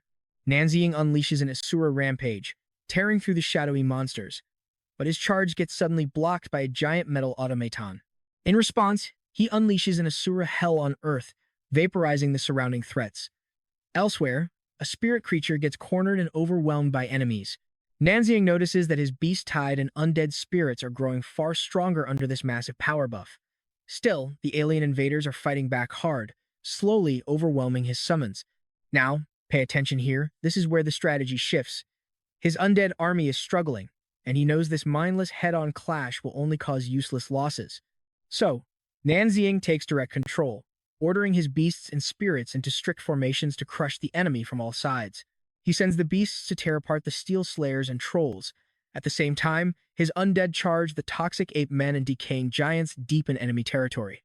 He triggers a massive overlapping formation. The magic activates, shooting a colossal pillar of energy into the sky before exploding, completely vaporizing the entire battlefield. Nanziyang turns to Chuchian for the next step. He asks her to teleport him instantly if any alien monsters break past the barrier and march toward the city walls. Suddenly, he senses danger and dodges. Chuchian reacts in a flash, teleporting him high into the air directly above a massive monster. The beast looks up in shock. He chants a forbidden wind spell, overloading the skill 50-fold to summon a towering, apocalyptic tornado of fire. The blast hits the troll head-on, turning it to ash. Nanzing grins, telling Chuchian she should warp him even higher next time, though the spell leaves him gasping for air. Seeing more monsters surround him, he shrugs, knowing he'll get used to this chaos. He then prepares another 50-fold overloaded forbidden spell, this time using lightning. Nanzing notes that the other human geniuses are arriving, so he must wrap this up. He launches a forbidden spell called the Ascending Earth Pursuer. Overloading it 500-fold, the massive burial spell locks the target between giant boulders. An enemy rock monster watches in horror, wondering what kind of godlike spell this is. You saw that insane display, right? Even the top genius, Zhu Yuan, is left completely speechless, wondering how anyone could manipulate Earth to such an absurd level. A massive clash of energy shakes the battlefield. Nanziyang casts a giant buffing formation on the newcomers, and Zhu Yuan groans as raw power floods his body. Feeling the power up, Zhu Yuan asks to be sent back in, begging for this mysterious expert's name so he can properly thank him. Right before warping them, Nanziyang mentions he left a message for the military in the North Gobi Desert. His fee for this insane help? Simple, just follow his orders. Zhu Yuan stares at the empty air, realizing this mysterious savior wants to stay hidden. He decides to respect his wishes and heads straight to the Gobi Desert to read the message. A fleet of army helicopters soon reaches a freezing mountain peak. The commander doubts their location, demanding to know where this prodigy and the alien killers went. Suddenly, the surrounding stones float. Zhu Yuan emerges from the rubble, telling the shocked commander that the formation master already buried every single alien assassin. The commander quickly asks if they found the 5 legendary geniuses. Zhu Yuan explains he only met the formation expert, who disappeared right after giving them a massive buff, leaving behind a simple message. A young soldier points to a massive cliffside, shouting that the genius left a message carved into the stone. The commander stares at the stone and orders his men to read it. As the words sink in, his eyes widen in pure shock, and he barks out orders to photograph it immediately. He demands an emergency meeting with all top officers. Watching from a safe distance, Nanzi knows keeping his identity a secret is the only way to get the military to fully cooperate. The blowback would be 10 times worse if they knew he acted alone. Human nature gets messy in war, and if his name leaks now, all his hard work is completely ruined. He calls Chutian, telling her it is time to head back to the slaughterhouse. Since everyone thinks he is a coward, no one will ever link him to these legends, making it the ultimate shadow disguise. Emergency news broadcasts declare that geniuses Zhu Yuan and Xu Yuan Hong are leading their clans to reinforce the 7th line of defense. At the command briefing, a leader announces that this message was left by god-tier geniuses, and all available reinforcements are already heading to the defense line. The general stands up, stating they must analyze this mysterious message left for them, and demands to hear everyone's thoughts. And trust me, we're about to see things escalate because the clan leader realizes this isn't just a simple note, it's a masterpiece strategy. Let's dive right into this mystery. He translates the volcanic source as an artificial volcano, sky water as a colossal channel, and the steel forest as a metallic jungle. As for those sky-burning stones, they must refer to a massive source stone stockpile capable of swallowing the heavens. Studying the ancient carvings, General Fang Lin from the 2nd line of defense guessed that this message was left by none other than the legendary Ashura prodigy. General Li Fei from the 3rd line agreed but thought it was pure madness to risk their entire nation on some mystery message. But just then, an older colleague stepped up and asked to speak for a moment. Zhu Qinggan, the head of the Zhu clan, argued that even if the Ashura left that note, all their other top prodigies were still right there. He explained that the demands clearly called for massive formations, meaning the prodigies had great reasons to stay hidden. Hearing this, Duan Yuan Rulong stood up, fired up, and declared that if they were ever going to bet everything, it was right now. Standing on the absolute brink of ruin, the commander revealed that their 5 divine-level prodigies had just wiped out thousands of alien assassins in less than an hour. Their fates were now completely locked together. Fueled by brand-new determination, he announced they were going ahead with the crazy plan. A public broadcast announced 4 massive national projects, a move that sounded like total suicide to everyday citizens. Watching the construction begin, Nanzing highly praised their incredibly fast decision. He congratulated them on making the right high-stakes gamble, promising that since they put their trust in him, he absolutely would not fail them. Engineer Li walked over, noting these projects looked exactly like what Chief Engineer Nan had been designing. Suddenly, a worker pointed at a screen, shouting in shock at a colossal swirling vortex opening up in the sky. The panicked engineer reported it was right over the 7th defense line. Nanzing froze as he realized what it was. The Xenos vacuum portal had just opened 2 years ahead of schedule. And guys, this is where it gets highly personal. Painful memories of his family flashed back, forcing him to find a way to reinforce the front lines immediately. He instantly summoned 20 million Han Dynasty warriors, sending them straight to the 7th defense line, while commanding 3 million beasts to rise up and join the fight. Lastly, he asked Chu Tian if she could warp them and the giant beast army directly to the front. Summoning every bit of her energy, she pushed herself to activate the massive teleportation. Blood dripped from her lips from the insane strain. Some mysterious pressure slammed down on her, making her cough up even more. Nanzing grabbed her shoulders, shouting her name in pure panic. He warned her they were over 1,000 kilometers away and she should stop if it was too much.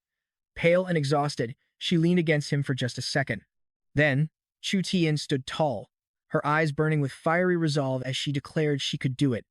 Meanwhile, at the 7th defense line, a spatial rift ripped open as sirens blared.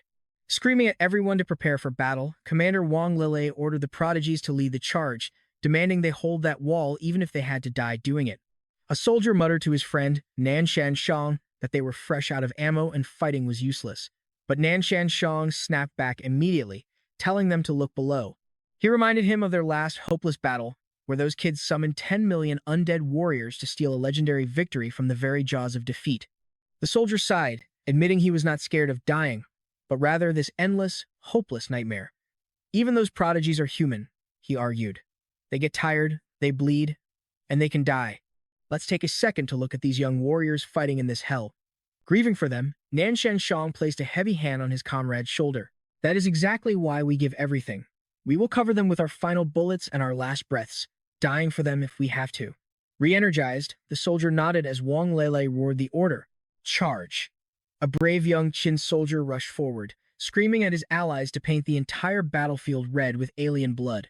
Nearby, another prodigy unleashed his sword domain, slamming the ground with insane force. He summoned a storm of glowing blades that rained down, completely erasing every single monster in their path. Riding his spirit beast, a warrior taunted the horde to bring it on and fight to the death. An older veteran launched his own attack, roaring that Great Chin would never fall. Right after, another prodigy trapped the enemy in metallic vines using his Hell Grip skill. Spotting the targets far ahead, Xu Yingji barked his orders to the troops. Fire! The artillery units launched a massive barrage right at the target, slamming into the alien army and triggering a gigantic, fiery explosion. Nan Shanshang kept screaming for continuous fire, begging the men to hold off the endless waves. Up on the defensive walls, the battle raged with bullets and spells flying in every direction.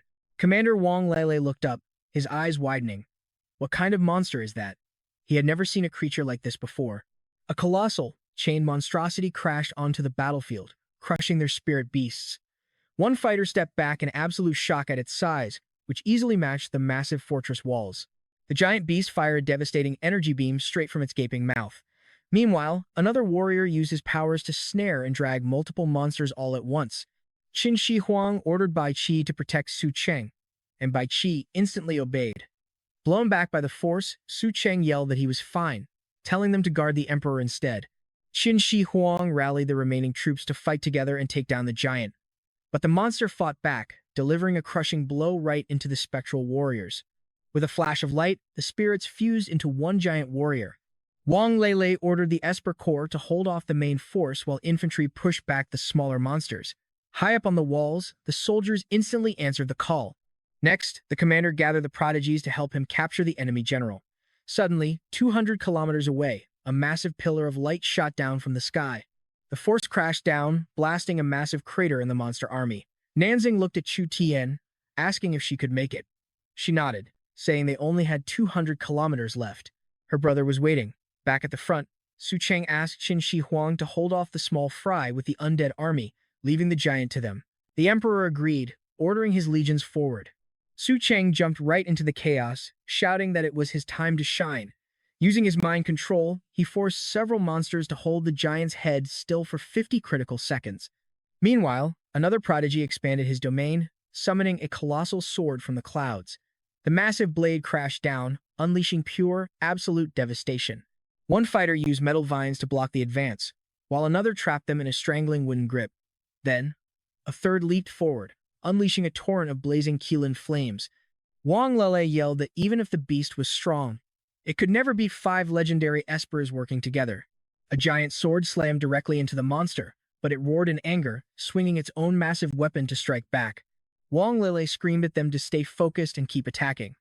As the beast towered over them, readying a terrifying storm of blades, "Trust me, we are about to see if they can survive this." "All right, you and I are diving right into a crisis as a deadly vortex obliterates everything." But then a chopper screams into view. A voice booms over the radio, telling everyone to run because they are blowing this beast to smithereens. Chu Xingyi looks up, recognizing the voice instantly as Senior Nanshan Xiang. Just 3 minutes ago, Nanshan had ordered Lao Jiang to man the artillery while he made his final move. He explained this was no ordinary alien. They absolutely needed a backup warhead ready to blow in case the young prodigies failed to stop it. There was simply no other choice. If the prodigies fell, humanity would go down with them. Lao Jiang grimly agreed. Now in the present, Nan Shanshang pilots his chopper, heading straight toward the massive monster for a final showdown. Down below, Chu Xingyi screams for him to stop. At the same time, Wang Lei orders everyone to prepare their group control abilities. They cannot let his heroic sacrifice be in vain. Up in the air, Nan Shanshang knows the future of this war now rests on the shoulders of the young. With a silent goodbye, he reaches for the self-destruct button. Suddenly, a forbidden wood element spell activates, summoning a colossal wooden dragon. Nanxing commands the beast to snatch the helicopter out of harm's way. The dragon gently sets the chopper down as a calm voice breaks through the madness. Inside the cockpit, Nan Shanshang freezes in shock. That voice? He knows it. It is his own son. The surviving warriors stare in awe at their sudden savior. Nanxing tells Chu Xingyi to look after Chu Qian, and then issues a shocking command to cut off all satellite feeds immediately. Wang Lele immediately questions the bizarre order, but Chu Yinghe tells him to relax, saying he will understand soon. Meanwhile, command reports they have completely lost contact with the 7th Defense Line. The commander immediately sends a search team, terrified that their young prodigies are already dead. But the defense line did not fall. Instead, Nanzing charges the beast like a lightning bolt, unleashing a massive wave of energy. The warriors watch in dead silence as his epic strike collides head-on with the monster's weapon. Nanzing steps forward, identifying the beast as a high-ranked bloodline Xenolade Titan. He glares at the creature, muttering that it has been way too long since they last fought. Watch closely here. Wang Lei wonders if this guy is the legendary Asura, but his friend quickly points out the insanely powerful forbidden magic he just unleashed. The commander wonders if he might be one of those legendary dual-class espers, but his comrade shakes his head, saying this power is on a completely different level. Confused, Wang Lei watches in awe as a spirit warrior suddenly charges into the enemy horde. The raw, explosive energy unleashed by the generals completely vaporizes the surrounding monsters in seconds. Wang Lei is completely blown away by the godlike power unfolding right before him. Watching a single warrior wipe out an entire army alone, he finally understands what his companion truly meant. One of the legendary generals roars, ordering the Han Dynasty army to charge with him. At the same moment, the mighty spirit of Qinshi Huang rallies his own army to fight hard. Nanzang leaps high into the sky, telling the soldiers and prodigies to fall back and heal up. Xu Xing agrees to retreat, knowing Nanzing has this. But the massive beast swings a colossal counterattack, and Nanzing braces himself for the heavy impact. The blow hits with extreme force, sending him flying backward. But he just smiles, activating Ashura Berserker mode, before charging back to unleash a brutal barrage on the giant creature. He chains Ashura Dragon and Demon Hunting techniques back to back, ending with Ashura Hell on Earth. The Titan is completely vaporized, leaving the warriors shocked since they could barely scratch it earlier. But you and I both know it is never that simple. The monster's remains begin to gather around Nanzing, and someone screams that the beast is actually morphing. The monster transforms into a terrifying giant sphere, covered in hundreds of blinking eyes. One of the shocked onlookers screams, "What on earth is that?" Nanzing calmly notes that this final form actually makes its weak spot much easier to target. Suddenly, he spins around just as a massive blade sweeps down to crush him. From afar, Nanshan Chong screams a warning to look out. As a massive wind vortex starts swirling around him, Nanzing prepares a 50-fold overloaded forbidden wind spell, summoning a giant tornado. The tornado surges ahead, crashing into the enemy's blade. Instantly, he starts prepping another 50-fold overloaded forbidden lightning spell to finish it. An epic Ashura demonic blade materializes in the air, and with one swift strike, he slices the monster in half, but the creature's core tries to make a run for it. Nanzing cuts off its escape route, asking where it thinks it is going. He immediately charges up another forbidden wood spell, executing his ultimate Ashura technique yet again. Ashura Hell on Earth obliterates the core. The surviving warriors watch in sheer disbelief as the monster is turned to ash, while Nanshan Chong mutters that his son is terrifying. Nanzing orders his spirits and beasts to spread out, clearing the area so he can set up his powerful formations. He starts by placing 1.5 million elemental sword key formations. These formations expand across a 30-kilometer radius. Next, he commands his massive beast tides to tighten the trap around the remaining enemies. He drops another 1.5 million formations of earth spikes, ice walls, and heavy lightning, before invoking a forbidden earth spell that splits the ground wide open. From the deep chaos between heaven and earth, he declares that the ancients will rise again, activating an amplification formation covering 3 million undead across a 300-kilometer range. The spirit warriors absorb this incredible power, surging forward with massive energy to unleash the true legendary might of Yan and Huang. His status screen flashes, showing Formation Master Level 5. Nanzing smirks, noting the timing is ideal, as he prepares to activate 3 million beast-slaying formations. But looking at his inventory, he realizes he is low on source stones. He starts to wonder if he pushed things a bit too fast this time around. Nanzing decides it is best to conserve his remaining resources, choosing to activate a single target amplification formation designed for his 3 million strong beast tide. The massive spell blazes in the sky, mutating the beasts with raw power. With 6 million source stones left, he realizes he can power the defense formations across the entire city wall. Nanzing then prepares his ultimate trump card, laying down an amplification formation 50 times more powerful, stretching for 30 kilometers along the wall.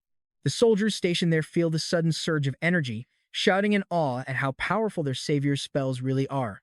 Watching this, Shuing realizes Nanzing saved his absolute best trump card for their defense line, finally revealing his true identity. He thinks about how ironic humans are, begging for a savior god to appear, yet wanting to destroy that very god once they show up.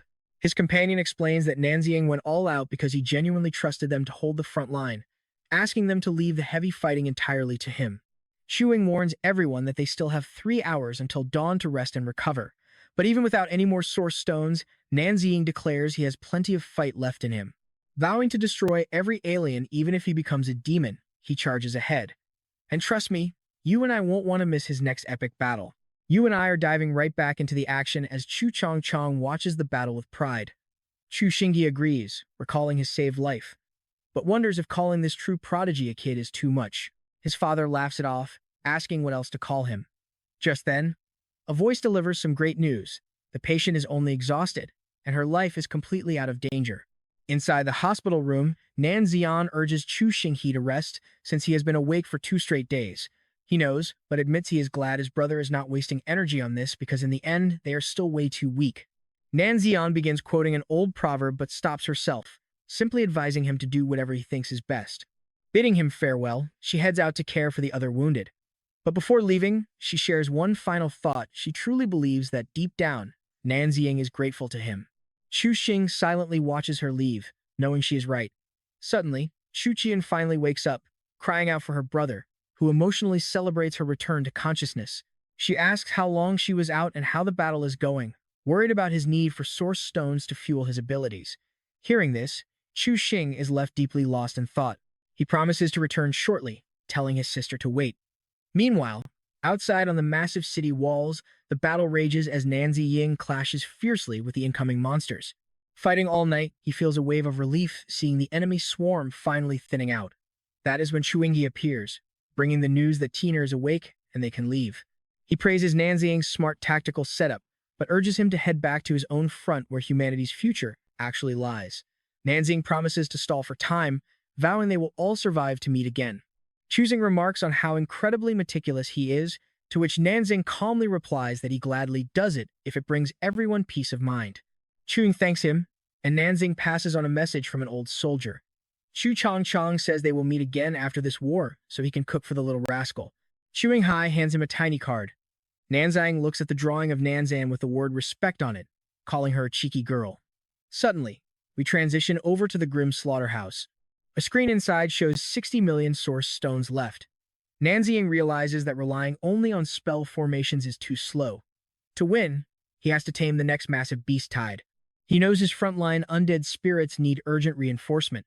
Watch closely, the 6th defense line is gone, and the 7th is about to collapse. Meanwhile, in a dark corridor, 2 staff members discuss the 7th line's signal, which vanished and returned, showing dead aliens everywhere. One thinks the place is haunted, but the other calls it a divine haunting since only the monsters died. Another worker adds that plants in the northwest have mutated wildly. Even the roadside grass has grown incredibly lush and razor-sharp. Others agree, claiming they feel a strange burst of infinite energy. Nanzing realizes that with every alien portal opened, Earth's spiritual energy rises, rapidly accelerating the planet's awakening. His colleagues tell him to stay safe, but he reassures them everything is fine. He is simply heading home for some much-needed rest. Next, he takes Chuan to Meteor Valley, declaring it is time to tame level 7 mutant giant eagles. Suddenly, a massive storm of eagles erupts as soldiers scream about the incoming flock. Under heavy attack, a commander orders a desperate retreat from the undefendable valley. As an eagle swoops down, a brave soldier charges forward to unleash his ultimate attack. His legendary Flood Fist hits the beast, but it does absolutely nothing. He cannot believe a level 5 Esper can't scratch it. Trapped in deadly talons, he screams desperately for help. A comrade yells at the squad, calling them cowards for running away. As the giant monster prepares to rip the captured soldier apart, the man wonders what kind of nightmare this is. Suddenly, Nanzing and Chuan leap right onto the giant eagle's back, and the epic taming process begins. The steel giant eagle is ordered to guard the valley, gather source stones, and never attack humans. A status screen flashes, showing Nanzing's beast tamer level and the experience needed to level up. He smiles, realizing another broken skill is reaching its max level. The soldier recognizes him as the legendary divine-level beast tamer, prompting Nanzing to quickly order the eagle to drop the guy. You saw that too, right? The eagle drops the poor guy, but then immediately grabs him again, tossing him way up into the sky. Nanzing screams in frustration, calling the bird stupid. He smacks the giant eagle's head, ordering it to catch the falling soldier. The beast snatches him out of midair, and Nanzing asks if he's hurt bad. The grateful soldier introduces himself as Huang Jia, explaining that his cowardly squad fled the moment Nanzing asked why he was all alone. Huang Jia reveals he was sent by the powerful Huang clan from the inner lands to find and claim these highly valued spiritual mountains. He explains that prodigies from elite families are rushing northwest to claim these mountains for training. But Nanzing has a different plan. He wants to use this massive surge of energy to help 1 million people in the northwest ascend. He tells Huang Jia to send a message to his clan these mountains are already taken, and absolutely nobody else is allowed to lay a finger on them. He warns that no matter how powerful a prodigy's clan is, anyone who disobeys will be ruthlessly eliminated. He then casually tosses Huang Jia down the mountain to deliver the warning. Suddenly, a loud noise from the mountains echoes out. Wondering if it is Huang Jia's squad, he rides the giant eagle down to investigate. Below, he spots a massive mutated venomous lizard. Nanzing grins, realizing this is the perfect chance to tame another beast tide. If the aliens have their giant monsters, he will use these venomous lizards to completely crush them. His screen flashes, confirming he has successfully tamed 10 million steel giant eagles and 10 million mutated lizards. He orders the lizards to guard the valley, collect source stones, and protect humanity. Looking around at the deceased soldiers, he dismisses them as disloyal cowards who would have been useless anyway. Next, he tells Chuan it is time to visit the ancient Tang dynasty tombs, and she quickly follows. Nanzing calls upon the legendary emperors and generals of the mighty Tang dynasty to rise up and crush their enemies. The spirits of the founding emperor, great generals, and even the powerful empress Wu Zetian materialize in a blinding flash. Alongside their rulers, he summons the spirits of every warrior who served the empire over 300 years, commanding them to awaken. Nanzing declares that even without the legends of old, no enemy will ever conquer this land. His epic necromancy skill instantly skyrockets to level 6, bringing millions of soldiers from ancient dynasties under his absolute control. He requests the royal spirits to divide their massive forces across 3 great mountain ranges, and they readily agree to his brilliant strategy. He advises them to try diplomacy first if someone blocks their path, but warns they must always be ready for war. Meanwhile, the arrogant prodigy Hang Si Yao scoffs, claiming the spiritual mountains belong to whoever grabs them first. Huang Jia tries his best to warn his young master, reminding him that Nanzing is a divine-level beast tamer and that retreating is their only safe option.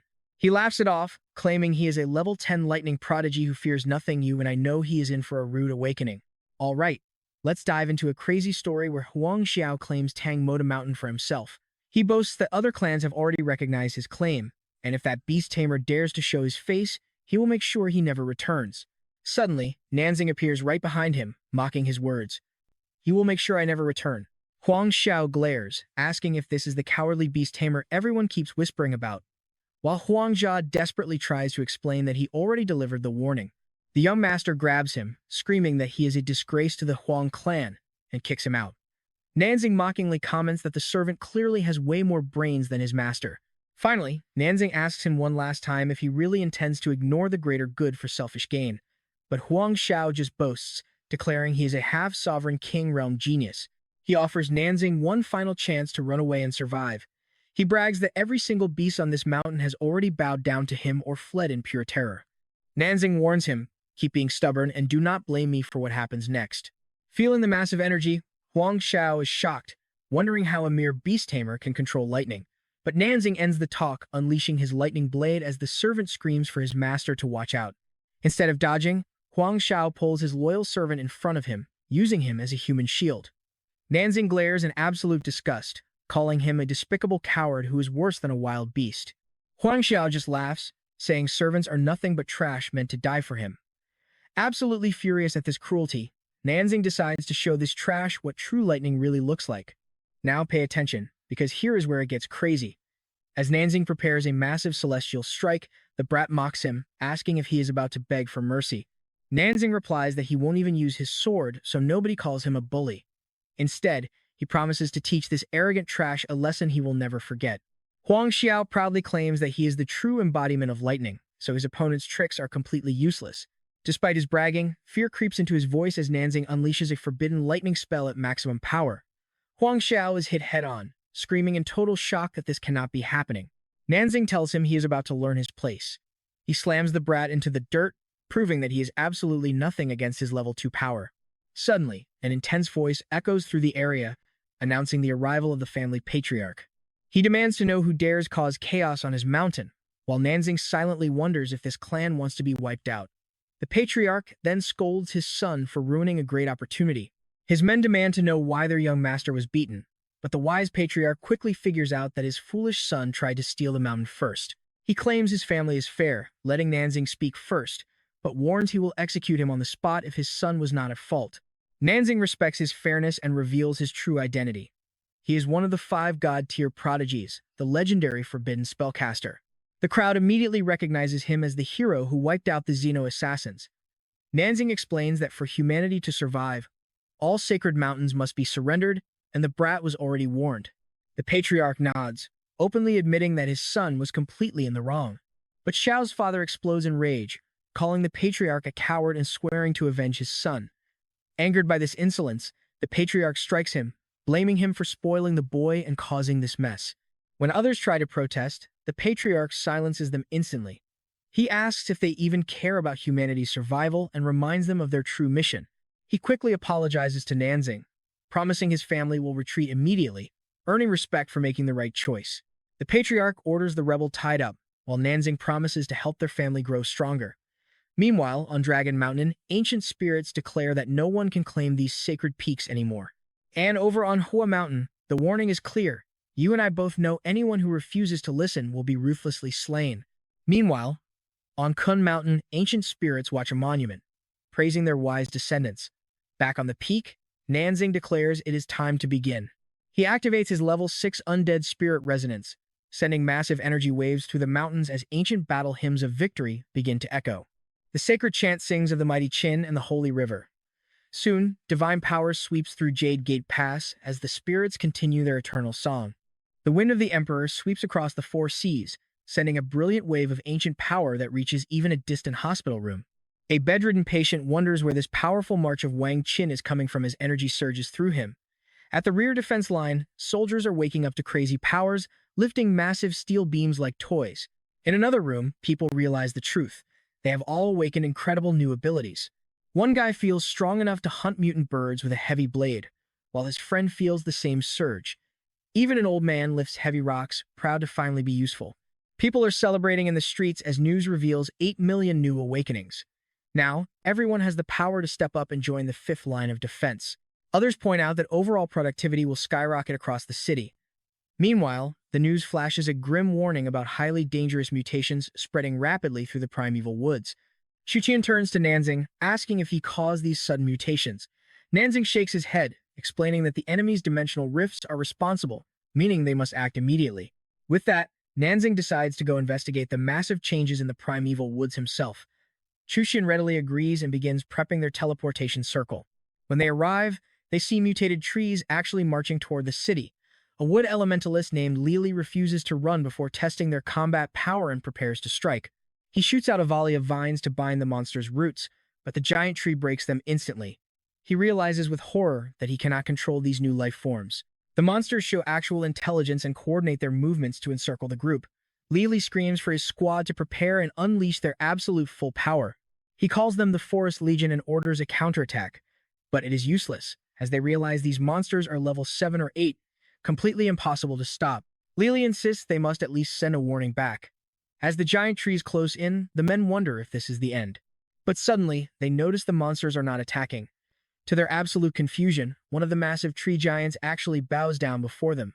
And that's where we leave it as Nanzing orders the behemoths to guard the forest, reaching level 10 with 100 million beasts tamed. Alright, you and I are diving into one of the wildest power-ups ever. He unlocks Aura of the King, subjugating beasts with beast god energy, while unleashing an ancestral awakening to summon a massive tide progenitor. If that is not enough, he gains the forbidden spell, Storm of Life, born from the ultimate clash of land and sea beast tides. With his powers peaking, Nanzing plans to tame marine beasts and secure the 5th line of defense.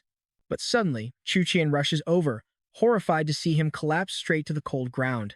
She quickly catches him, teleporting them straight back to the slaughterhouse dorms. Nanzing wakes up totally disoriented in his room, as Xuqian explains he blacked out back in the ancient woods. Annoyed, he grumbles about losing an entire day of sleep. She gently calms him down, reminding him of his relentless schedule. Xuqian warns that no matter how godlike his power, he is still human. Nanzing silently agrees, Realizing that humanity is still far too fragile, she softly asks if he ever gets tired of bearing the world on his shoulders, feeling helpless because she cannot ease his burden. He apologizes for worrying her and reassures her. He is not fighting this war alone. Millions stand right by him. He adds that her support is the only reason he made it this far, helping him more than she will ever know. Brushing her worries aside, Chuchian offers to teleport him to the fifth line of defense. Arriving at the front, 10 million elemental flame and sword formations stretch over 200 kilometers. She asks if the source stones she hauled from earlier will actually be enough.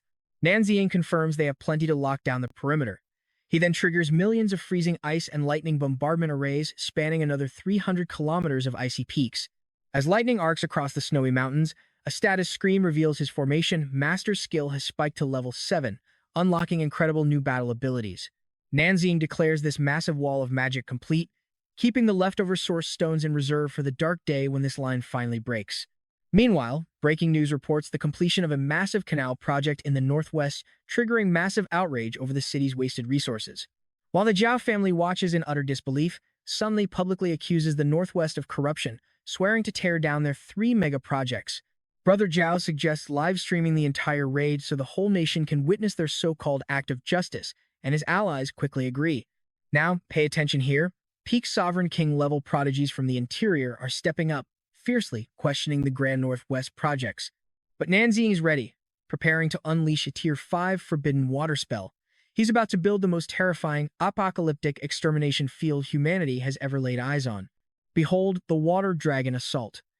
Activated right over the ocean, the water twists and surges, forming a gargantuan dragon that rises into the sky as Nanxiang commands it to strike. But he refuses to flinch. Activating Asura mode, he rockets straight at the massive beast. Barely blocking the sudden hit, the young master retaliates with a forbidden water spell, splitting the colossal wave right down the middle. Realizing his defenses almost broke, he decides to go all out, merging his energy with the Grand Canal. He fires off a level 5 forbidden water spell, amplified to 500 times its base power. A system window flashes to life, detailing his ultimate spellcaster class. Nearby, 2 guys watch this ridiculous display of power. One yells that the Grand Canal stream is live. Brother Zhao launches the broadcast right away, dramatically announcing it is time to feed the hungry crowd. He tells Chen Bing and Brother Sun he is leading the charge, but Chen Bing tries to claim the first project until Nanxiang suddenly cuts them off. The newcomer fires a searing blast of flame, instantly vaporizing the water and catching Brother Sun off guard. You and I both know what's coming next, pure chaos. Nanxiang preps 2 brutal strikes to reverse the currents and flood the mountain, leaving livestream viewers awestruck by this Sovereign King-level power. Meanwhile, at Fangmo Mountain, 2 people feel the dark energy of the undead growing stronger. Chuchin wonders if the awakening city folks are growing stronger too, and they absolutely are. Suddenly, she points upward, spotting 4 shooting stars making an impossible, jagged turn right in the middle of the sky. Feeling that cold, familiar aura, Nanxiang instantly detects a rank A Xeno. Are they sending more assassins? He mutters.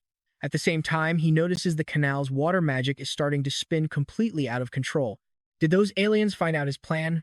Realizing there is no use hiding, he triggers the canal's forbidden spell, supercharging his water dragon's strike. Over the Grand Canal, Brother Zhao laughs off their mission as basic child's play. But in an instant, his smile fades as he senses something incredibly bizarre. The water begins to wildly churn. Terrified, he stutters, wondering what on earth is rising to the surface. Before anyone can move, multiple water dragons erupt at once, with someone screaming for everyone to run. Suddenly, the stream screen is buried in water, leaving the shocked audience completely lost about what just happened. Frozen in shock, Brother Zhao slowly looks up. A gigantic shadowy beast rises from the depths, while one of his comrades screams frantically for help. Brother Sun, crumpled on the ground, stares at Brother Zhao and whispers if he is one of those aliens. Raising a hand, Nanxiang orders them to freeze. He demands to know who they are and why they are causing this mess, but Brother Zhao merely tries to introduce himself. Losing patience, Nanxiang shuts him down, calling them absolute idiots. Finally, Brother Sun speaks up, admitting that seeing him here makes the whole situation clear. He realizes they really are elite prodigies, and that the aliens are currently hunting their clans. He instantly commands, "Take me to them right now." The 3 men stand frozen, totally confused by the abrupt demand. Seeing them hesitate, he growls to hurry up, or their clans will be wiped out. That terrifying word, wiped out, sends chills down their spines. Later that night, a massive explosion rips through the sky above Skyrus Mountain, lighting up the area in a blood-red glow. Brother Zhao finds his home swallowed by fire, falling into despair upon realizing his whole family is dead. Nanziying arrives soon after, confirming it was a rank A Xeno. Without holding back, he tells him there is no time to cry.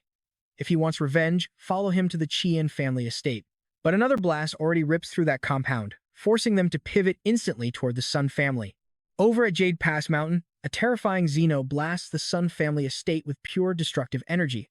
Blinded by rage, Brother Sun crashes into the beast, screaming that it will pay for killing his family. The Sun clan leader, covered in roaring flames, vows to drag this alien to hell via a brutal self-detonation. He throws himself at the Xeno in a massive blast as his followers scream in horror. On the ground, the survivors curse the monster, swearing it will pay. But the beast merely hovers there, mocking them. Humans are weak, fragile, and utterly pathetic, nothing more than walking corpses. Faced with this arrogance, Nanziying steps up, drawing his blade. Trust me, you and I are about to see what humanity is truly capable of. He unleashes an army-slaying slash, followed by a land-splitting mountain strike and an annihilation fire. The Xeno takes the hit dead on, losing only a few feathers as the explosive impact sends it flying backward.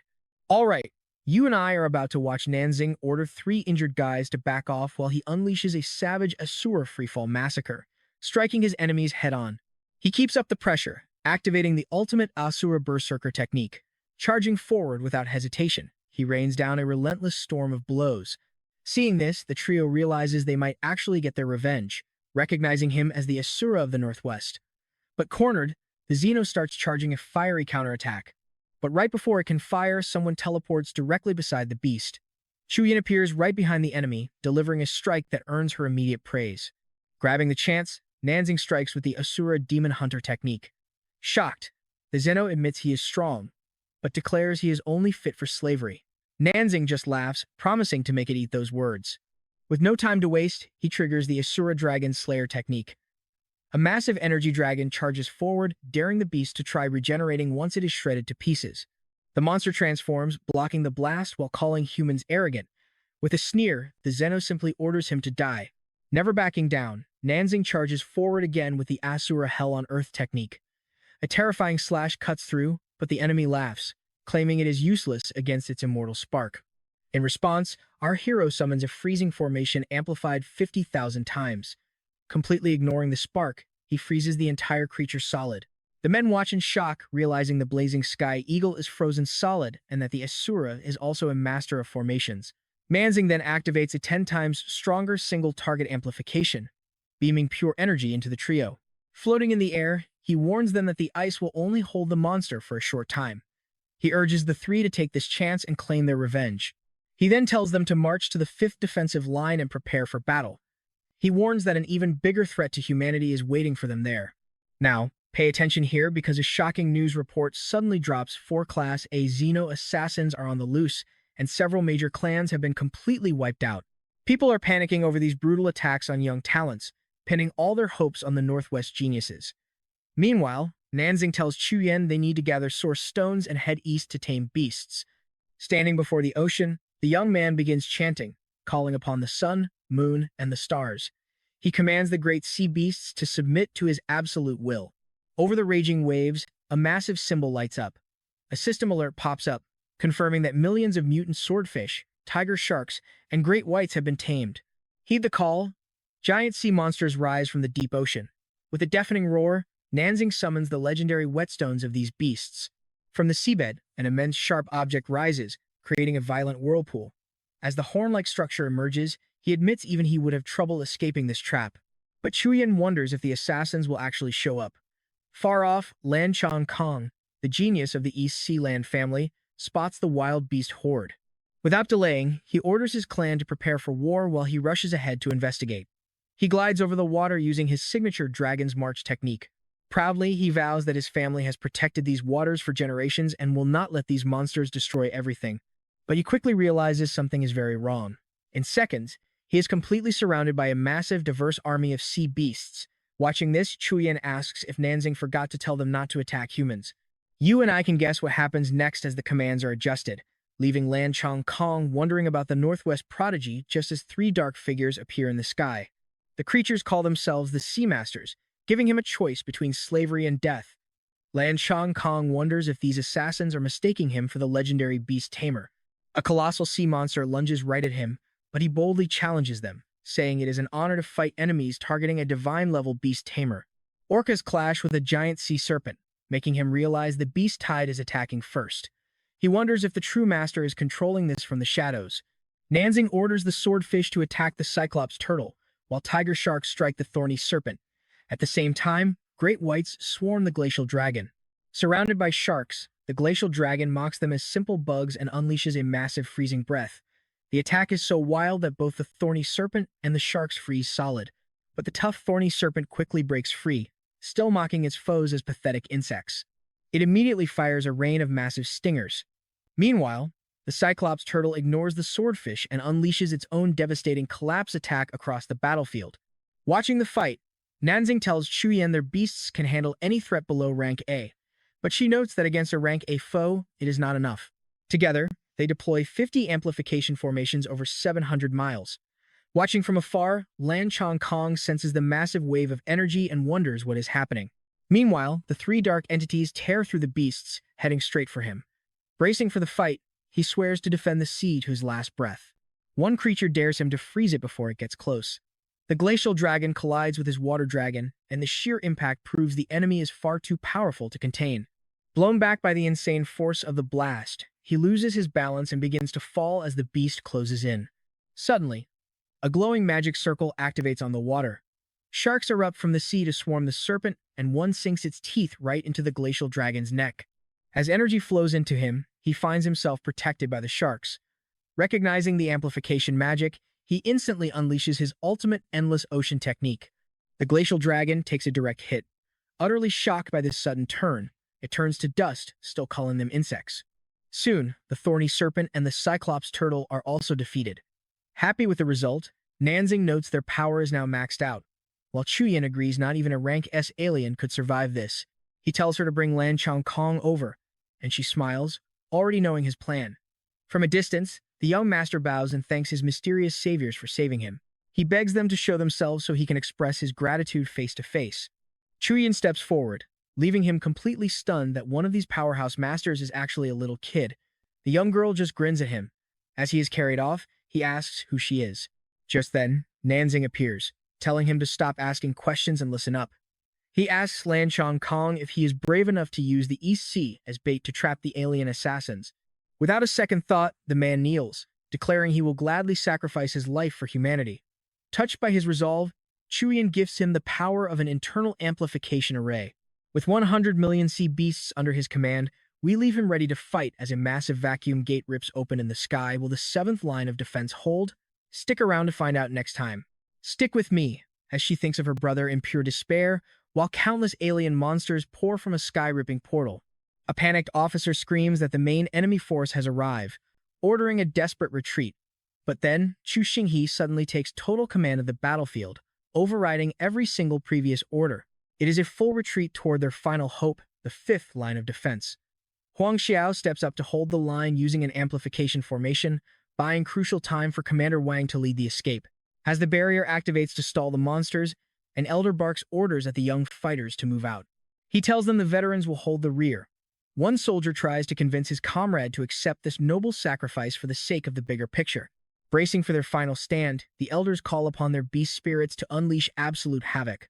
The young man bows in a silent farewell to his ancestors, while news channels everywhere blare the terrifying updates.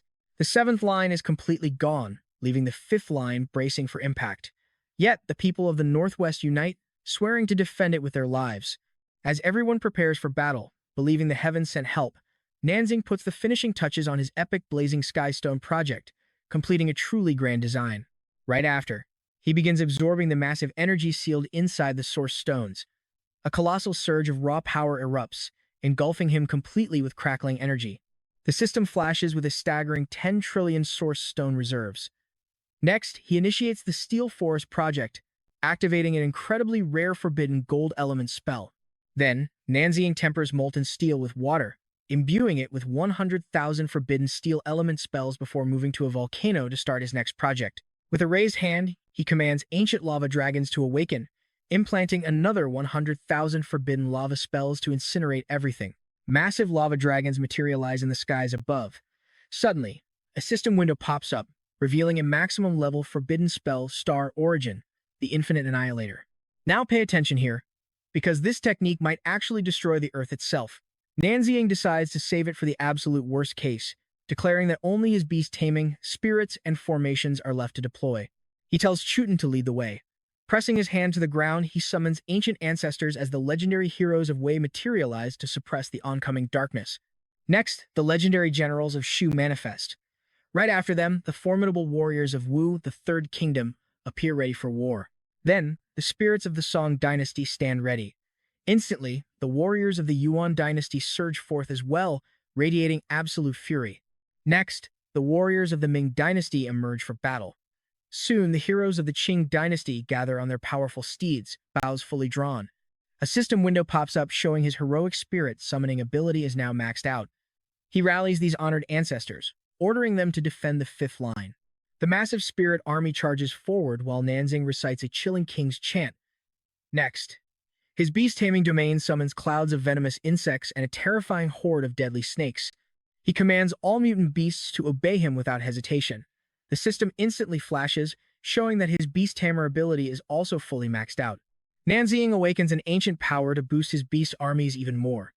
Gripping his sword tight, he leads the charge toward the fifth line. Let's pause here, because he is literally bleeding from his eyes from pure exertion. Chuen begs him to stop, warning him that he is going too far, but he insists on pushing forward anyway. There is no time to lose. Chuen tries to argue, but he cuts her off, declaring that only the formations are left and ordering her to take him to the front.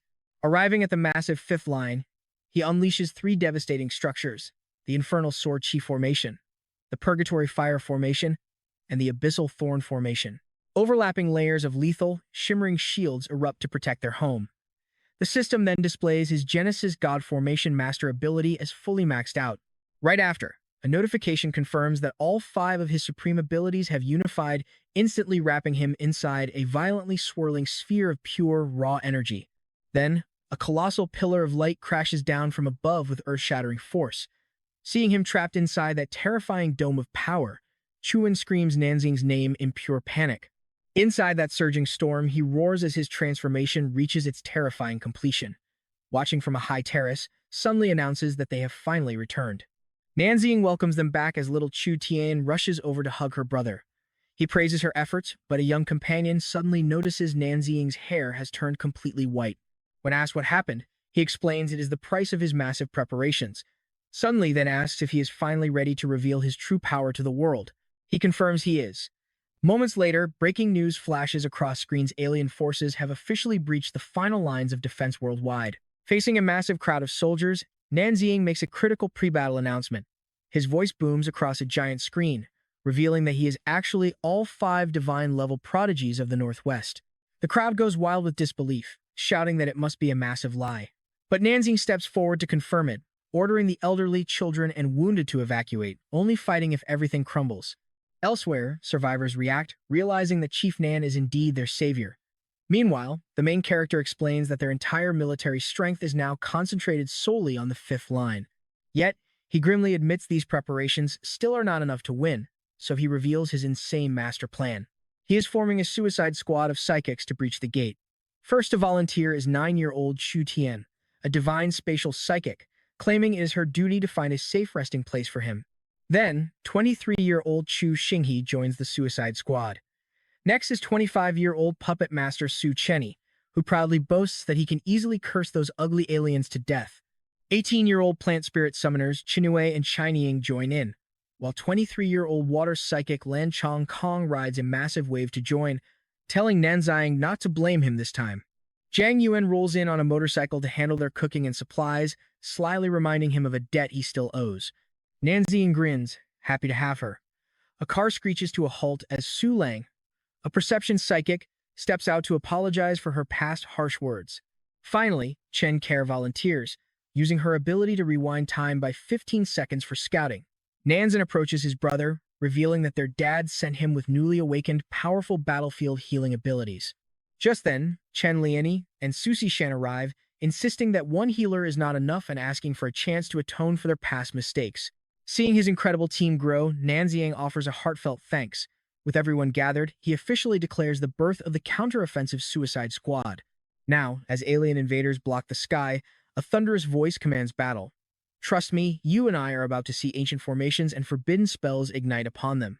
Alright, you and I are diving into an absolute war zone where endless waves of monstrous beasts clash with a fearless army of undead spirits. High on the city wall, a soldier screams to his terrified allies, our reinforcements are finally here, and there is no turning back now. Meanwhile, deep inside the portal, Nanziang rallies his squad, urging them to follow him and destroy the gate to end this evil once and for all. But when they arrive at a small hidden house, someone immediately demands to know where they are. Shuyan explains that she created this pocket dimension herself. Time flows normally here, and she has affectionately named their new safe house the Cozy Cabin.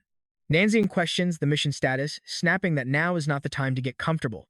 But then he falters, asking how long a normal human can survive without food, water, or rest. Another ally points out Nanziang's extreme tension, realizing his hair has turned stark white from days of sleepless stress. Still, they must push forward.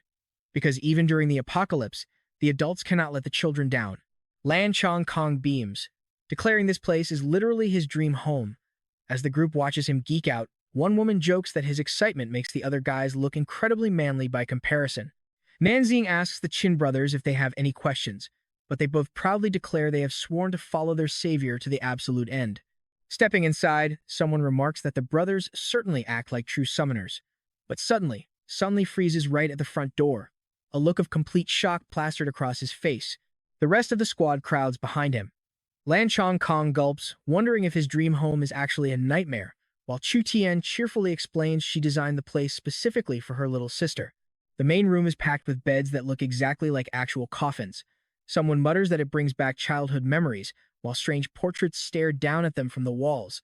Chuan smiles, thrilled that everyone likes her setup. Sunli asks how she knew exactly how to style it. Chuengi suggests she is finding life through death, but she shrugs it off as simple, early preparation for the inevitable. Now watch this, Sunli, still completely creeped out, collapses onto one of the coffin beds and passes straight out. Despite the creepy vibes, he admits it is surprisingly comfortable once he shuts his eyes. Over in the kitchen, Zhang Yuan starts cooking a massive feast, warning them it might be their very last meal together. Qin Sui brings in a basket of fresh vegetables, prompting Zhang Yuan to ask why they are bothering to farm instead of just magic summoning their food. The girl explains that her brother believes vegetables must grow naturally to truly connect with the soil. Zhang Yuan, being a practical cook, shoves her out, telling her to stop with the weird talk because the smoke is bad for her eyes. In the pharmacy, Chen Lani and Suwon focus on brewing vital potions to boost their battle strength, heal their wounds, and increase their defense. Meanwhile, Nanzi Shan settles into the medical room, noting how the creepy white sheets reflect Chuan's bizarre tastes. Outside, a teleportation array hums to life, setting up an outpost 30 kilometers from the terrifying vacuum gate. Shaner asks Chuan why she does not just create a brand new Earth. Without missing a single beat, the little girl fires back, asking Shaner why her chest is so completely flat. Shocked by the brutal burn, Zhang Yuan steps in to calm the furious Chener, explaining that Chu Qian is only a little kid who speaks without thinking. Chu Qian then claims that making this cabin cost her 50 years of her lifespan, meaning she might never grow up. Feeling incredibly guilty, Chener apologizes, while Chu Qian secretly laughs about how easy adults are to fool. Soon, Zhang Yuan announces that dinner is served, offering a bit of everything she whipped up. As they gather, Nanziang tries to discuss their battle plan, but the cook insists that he fills his stomach first. Xu Xinghe takes over the briefing, explaining that both portals are active, with the primary gate leading straight back to their main defensive line. He sends Su Lang and Chainer to the observation point, while the rest stay back to handle supply logistics. Nanziang agrees to the plan, but Nanzi Shan objects, arguing she can provide active support on the front lines. Xuan chimed in to guarantee her safety, prompting Nanzi Shan to beg her brother not to baby her just because they are siblings. After hesitating, he gives in, letting her join the vanguard. Xu Xinghe then tells everyone to eat up, sleep for 3 hours, and get ready to roll out. Meanwhile, Chen Liani and Susi Shan accept their support roles, admitting they would just be dead weight in a direct fight. The group eats happily, laughing and teasing each other about their ages. The friendly banter spills outside as they keep joking around about their food choices and age differences. Now pay attention here as a strange, dark cube floats in the air. Our scouts detect a terrifying army of over 1 million enemy signatures, waiting just beyond the vacuum gate. Standing before the massive gate, they learn a million false gods await them. The call is may destroy the guardians first. Chuan steps forward to activate the portal. With everyone ready, she gets the green light to open it. Instantly, a massive golden giant appears, telling Nanziying that he should just surrender, claiming these invading aliens are the actual gods. Losing his temper, suddenly snaps, telling the monster to shut up, calling it a clown, and threatening to sew its lips shut as the squad charges into battle. Someone spits that using a holy name for such evil is disgusting. The giant roars that they leave him no choice, promising forced enlightenment as an ancient monk starts to chant. Suddenly, the golden monster unleashes a devastating overhead slam. In response, Nanziying charges an earth-shattering strike, shouting that false gods will fall and Buddhas will shatter. Nanziying's attack smashes directly into the golden giant, blowing it to pieces, but it instantly puts itself back together, boasting that its holy body is completely immortal. Seeing this, Chuingi summons a massive barrier to protect them. While the shield blocks the relentless attacks, he realizes the enemy is just trying to slowly drain their energy. Nanziying barks that they cannot survive a war of attrition, demanding they smash this formation immediately. In response, the enemy merges 10,000 fists into one giant, crushing strike. Back at the outpost, one of the girls scoffs, saying they are seriously underestimating Nanziying. Without hesitation, Nanziying roars Chuan's name, and she reacts instantly. She teleports the entire squad straight into the dead center of the enemy's massive attack. They flash right into the middle of the swirling fists, then teleport again, appearing directly above the golden giant. Nanziying and his squad prepare to unleash a devastating, cursed strike. Sensing extreme danger, the old monk screams for his allies to activate their defense mantras, but it is too late. The strike slams home, causing absolute destruction. Nanziying barks out orders, telling 4 of them to hold off the guardians while he hunts down the boss. Sunli instantly agrees to the battle strategy. Chinying asks if they are the tough brothers he meant. Meanwhile, Suchang activates his puppet wire arena, daring the old monk to bring on his worst tricks.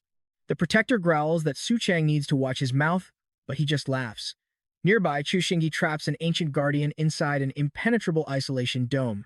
The guardian warns them to stop while they can, but Lan Chong Kong ignores him, summoning a swirling barrier of water around his opponent.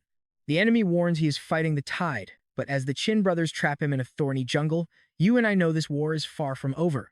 All right, you and I are jumping right into an epic showdown. The protector sneers that he has no time for talk, but the brothers snap back that neither do they. Meanwhile, Nanziying commands his fallen army to rise again. Instantly, the ghostly forms of fallen monks crawl out of the earth. Raising his weapon high, he screams for these angry spirits to tear the false Buddhas apart. The leader freezes in shock at this sheer power, but Nanziying just glares right through him, warning that he is next. As the ghosts surge forward, the old monk growls, claiming Nanziying is completely blinded by his own inner demons. The 3 poisons of the mind. Nanziying takes a direct psychic hit, but only roars back to shut up. Then he unleashes a forbidden silence spell, wiping out all sound. Walking forward, he states nothing fuels his rage more than fake gods, turning the table by calling the old monk the real source of greed and anger.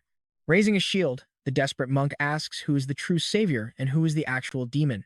In response, Nanziying unleashes the blazing fire of Asura, swearing to rip away his enemy's fake holy mask. The monk screams that this disrespect has forced him to show his true giant form. Nanziying laughs it off, asking if that ugly look was a gift from his alien masters. Talk about a weak path if you rely so much on cheap tricks. The monk claims he is a supreme holy reincarnation, but Nanziying immediately calls him a monster. Furious, the monk declares Nanziying is too sinful, doomed to be thrown straight into the deepest fires of hell. Without a second thought, Nanziying snaps back that he already lives in hell. He promises to show the old man what real torment feels like, triggering a massive 5-element spell. The monk's ultimate shield instantly shatters, leaving him completely shocked by how fast it broke. Nanziying laughs in his face, calling his magic a joke before declaring it's now his turn. The monk frantically scrambles to defend himself but gets blasted by molten lava. He barely gets a barrier up before being completely frozen solid by a wave of pure ice. Now pay attention, because here is where the trap closes. Nanziying locks down the gold formation, chaining his target. The desperate monk starts screaming for his alien masters to save him. Suddenly, the monk vanishes. Nanziying instantly senses an S-class alien is behind this. But then, a familiar, desperate scream echoes nearby, and he immediately recognizes his own father's voice. The monk teleports back, holding his father hostage and demanding immediate surrender. Just then, a hostile parasite attack flies their way, but the brothers block it with a thick wooden shield. As the massive impact shakes their defense, they realize the hostage is actually their savior's dad. The shockwave still breaks through, forcing Shuten to prep a quick escape spell. With zero hesitation, she teleports the father and his captor to a safer spot. They materialize right next to Nanza, who wastes no time starting her healing magic. Meanwhile, Chuan steps up to keep the protector busy. Using her spatial magic, she locks their dangerous enemy inside a glowing crystal cube. The trapped villain tries to break out, shouting that he has no time for this. Chuan simply flings him miles away. While nearby, the brutal war against the Golden Giant continues.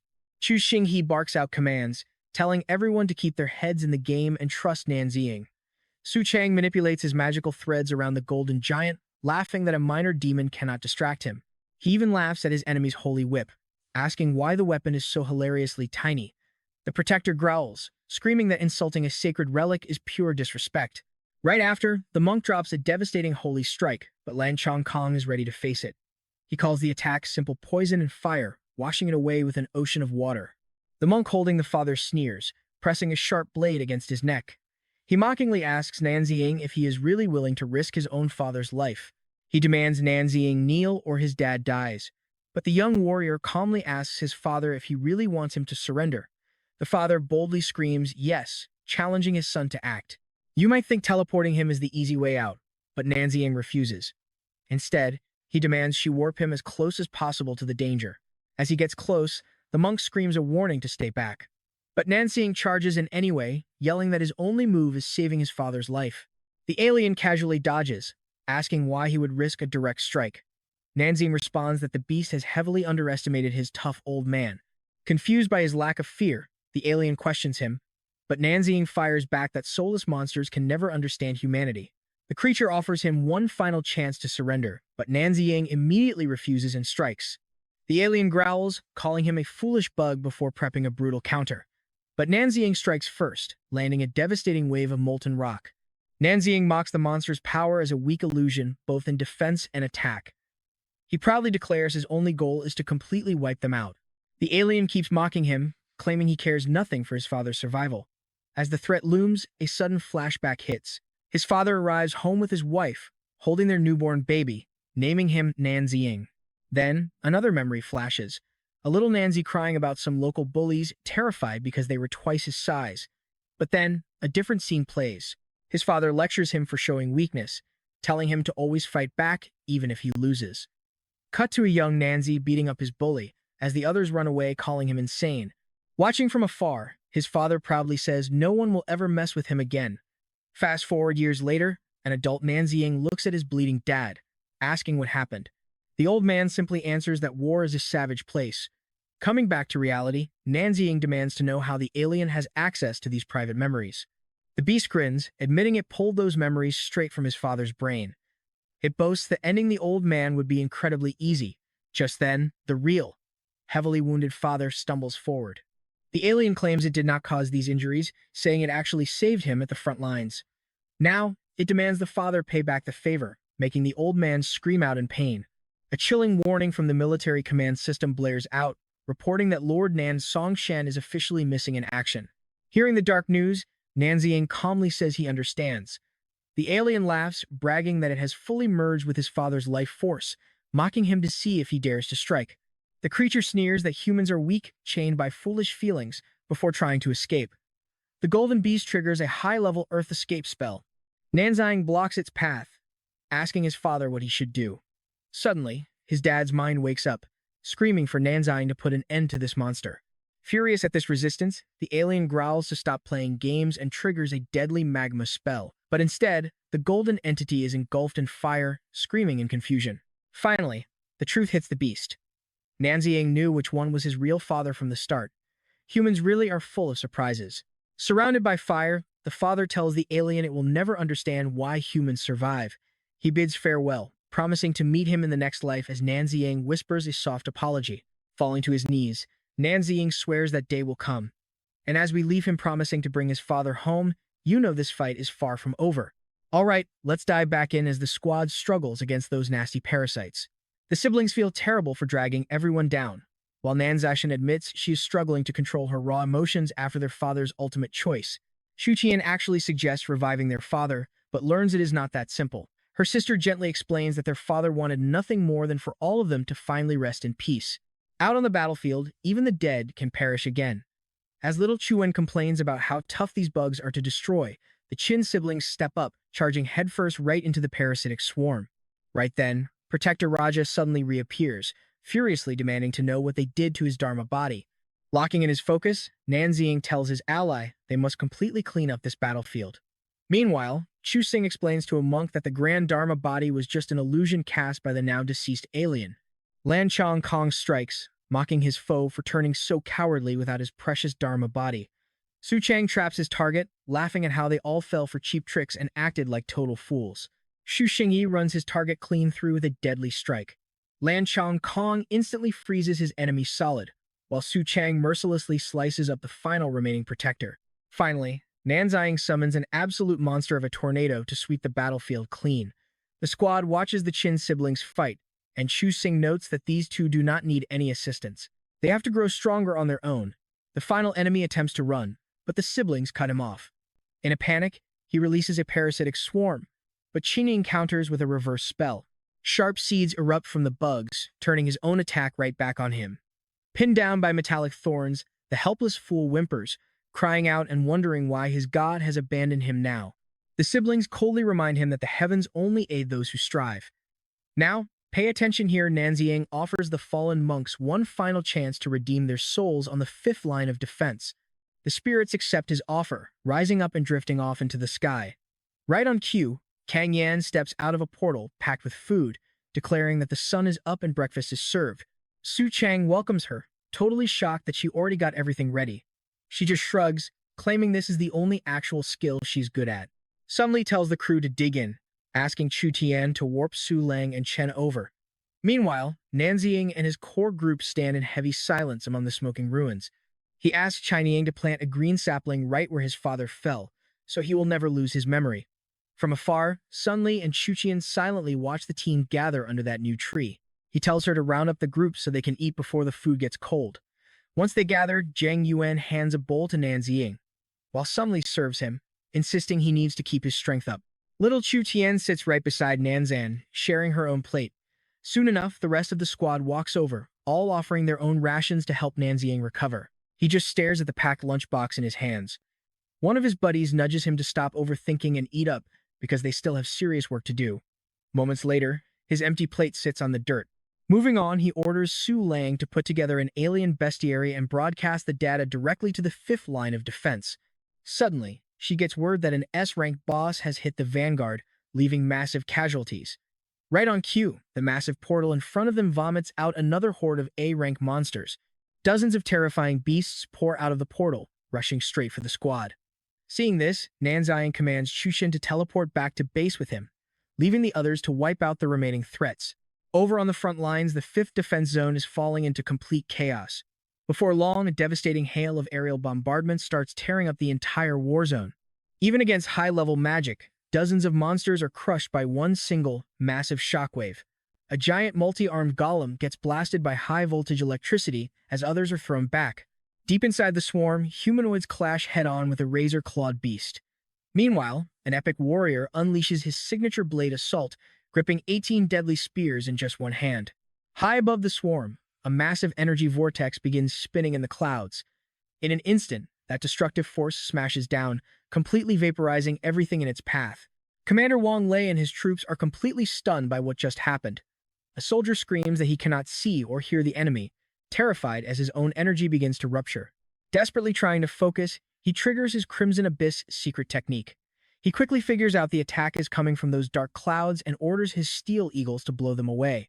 Suddenly, a creepy bat-winged monster swoops out of the mist, leaving him to wonder if this is another alien threat. Checking the data, he realizes these beasts use silent sound waves to shatter human energy, driving people to self-destruct.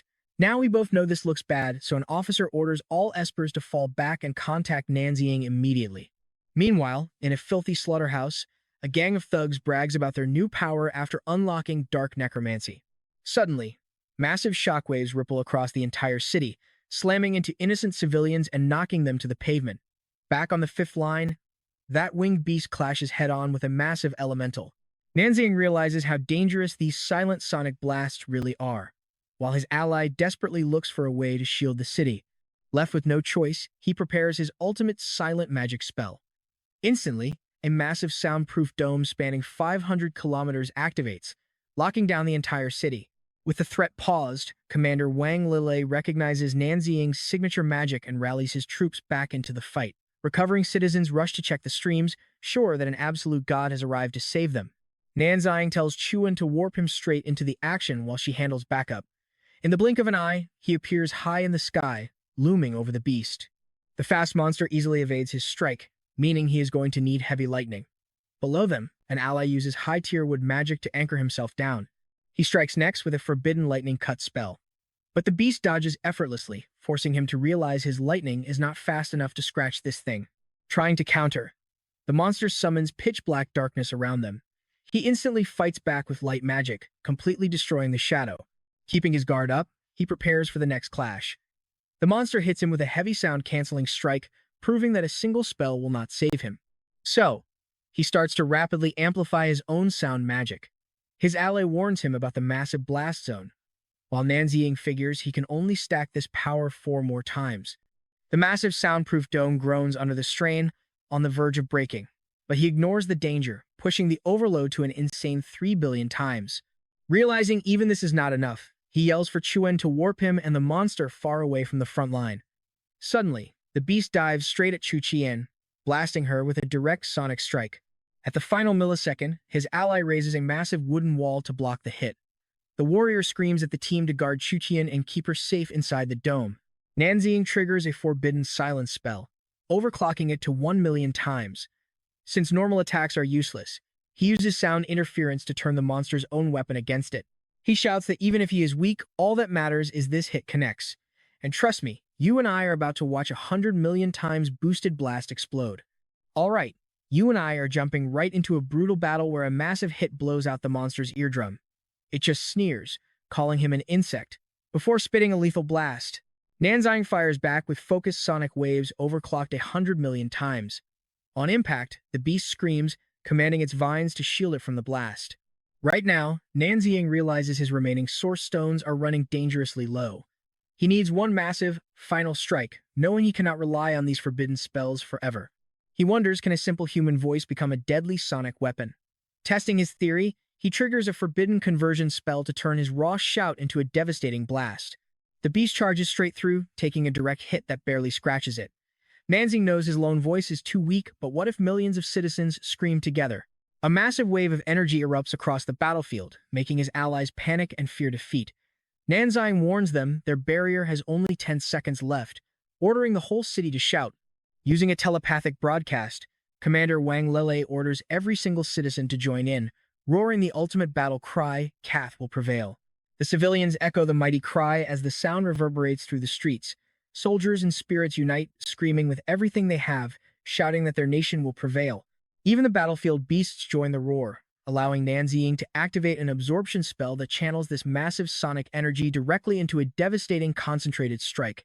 He overclocks this power 1 billion times over, shaping it into a majestic energy dragon.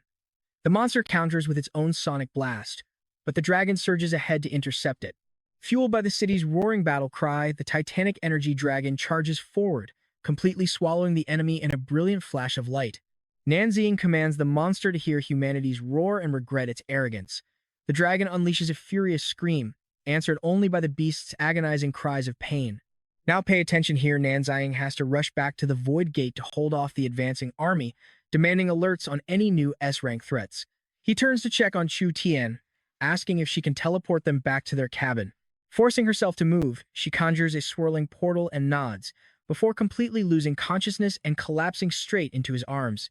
Terrified, Nanziying vows to save her and rushes into the portal.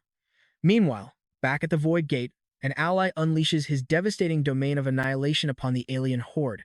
Nearby, another warrior complains that these serpentine beasts are too pathetic to even make soup, while a young mage summons a massive water vortex to prove he is no longer weak. At the same time, 2 fighters combine forces with a roaring fire whirlwind to crush an enemy. Once the dust settles, one jokes that all this fighting already made him hungry again.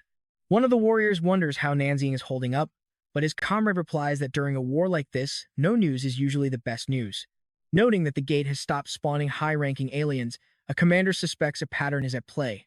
He orders Su Lang to carefully document every single wave, tracking their arrival times, monster types, and ranks. Su Lang salutes and gets to work, but suddenly, dozens of massive, glowing eyes tear open in the dark sky above. Shocked, Su Chang gasps, wondering what on earth they are facing now. Back at the safe house, Nanzi Ying bursts through the door carrying a critically injured Chu Tian. One companion tells him to lay her down immediately, while another runs to grab a healing potion. After treating her, they share some devastating news. Chu Tian has suffered severe internal damage, meaning her teleportation abilities will be completely sealed off for a very long time. Suddenly, an officer delivers a terrifying update about a new S-rank alien. Followed by catastrophic news, America has fallen. A rogue army of 1 million espers, led by an S-rank Reaper, is marching right toward their final defenses. Nanzai curses his luck and frustration. With his legendary source stones completely drained and no teleportation available, there is absolutely no way he can reach the front lines in time. Sus Xian suggests using a forbidden booster drug to temporarily skyrocket their energy, but another healer quickly warns that the drug drains vital life force, which could prove fatal in her condition. I know what you're thinking, there's no way they'd risk a 9-year-old's life. Nanzai completely shuts it down, deciding his only choice is to summon a falcon and fly there himself. Suzian apologizes, promising to find another way out of this mess. Suddenly, Chu Tian bolts upright, demanding they give her the drug, catching a shocked Nanzian completely off guard. He tries to soothe her, claiming it was just a nightmare, but she calls him a terrible liar. He warns her not to act rashly, but she fires back that she already risked everything by following him. Embracing her reckless nature, she uses her remaining magic to snatch the vial. Nanzian watches in absolute horror as she gulps it down, reminding her that this brutal war is no game. The dangerous drug reacts instantly, causing her body to convulse in pain. Nanzian screams her name in pure panic, but suddenly, she gently reaches up and places a warm hand on his cheek.